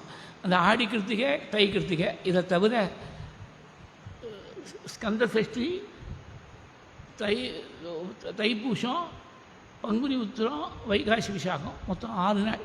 அவன் 6 முகமோனும் எல்லாமே 6. அவனுக்கு விசேஷமாக இருக்கக்கூடிய உற்சவ தினங்களும் 6 தினங்களாக இருக்குது. இதில் ரொம்ப முக்கியமாக இருக்கக்கூடிய ஸ்கந்த சஷ்டி நாளைக்கு ரொம்ப விசேஷமான ஒரு புண்ணியகாலமாக இருக்குது. அவாவா முடிஞ்ச மட்டும் உபவாசம் இருந்து, பகல்லையாவது உபவாசம் இருந்து, அதாவது குறைஞ்சபட்சம் சாதமாவது டைரெக்டாக சாப்பிடாமல் இருக்கட்டும். ரொம்ப உபவாசம் இருக்கிறதுனாக்க உப்பு இல்லாமல் இருந்தால் விசேஷம். உப்பு இல்லாமல் இருக்க முடியலன்னா ஏதாவது சப்பாத்தி பூரி அது மாதிரி ஏதாவது, அது ஒன்றும் பெரிய சிரமம் இல்லை. இது சாப்பிட்டு ஏதாவது மதுரமாக சாப்பிட்டு விடலாம். உப்பு இல்லாமல் மதுரமாக தொட்டுன்னு சாப்பிட்டுட்டாக்க, உப்பு இல்லாமல் சப்பாத்தி பண்ணி சாப்பிட்டா பசியே தெரியாது. மனசு தான் காரணம். இது முடியும் முடியாது நினைக்கிறதே மனசு தான். அதனால் உப்பு இல்லாமல் நிறைய வெரைட்டிஸ் இருக்குது. அதெல்லாம் எனக்கு உபன்யாசத்தை சொல்லிட்டு இருக்க வேண்டாம். ஆனால் நிறைய உப்பு இல்லாமல் பண்ணக்கூடிய வெரைட்டிஸ் நிறைய இருக்குது.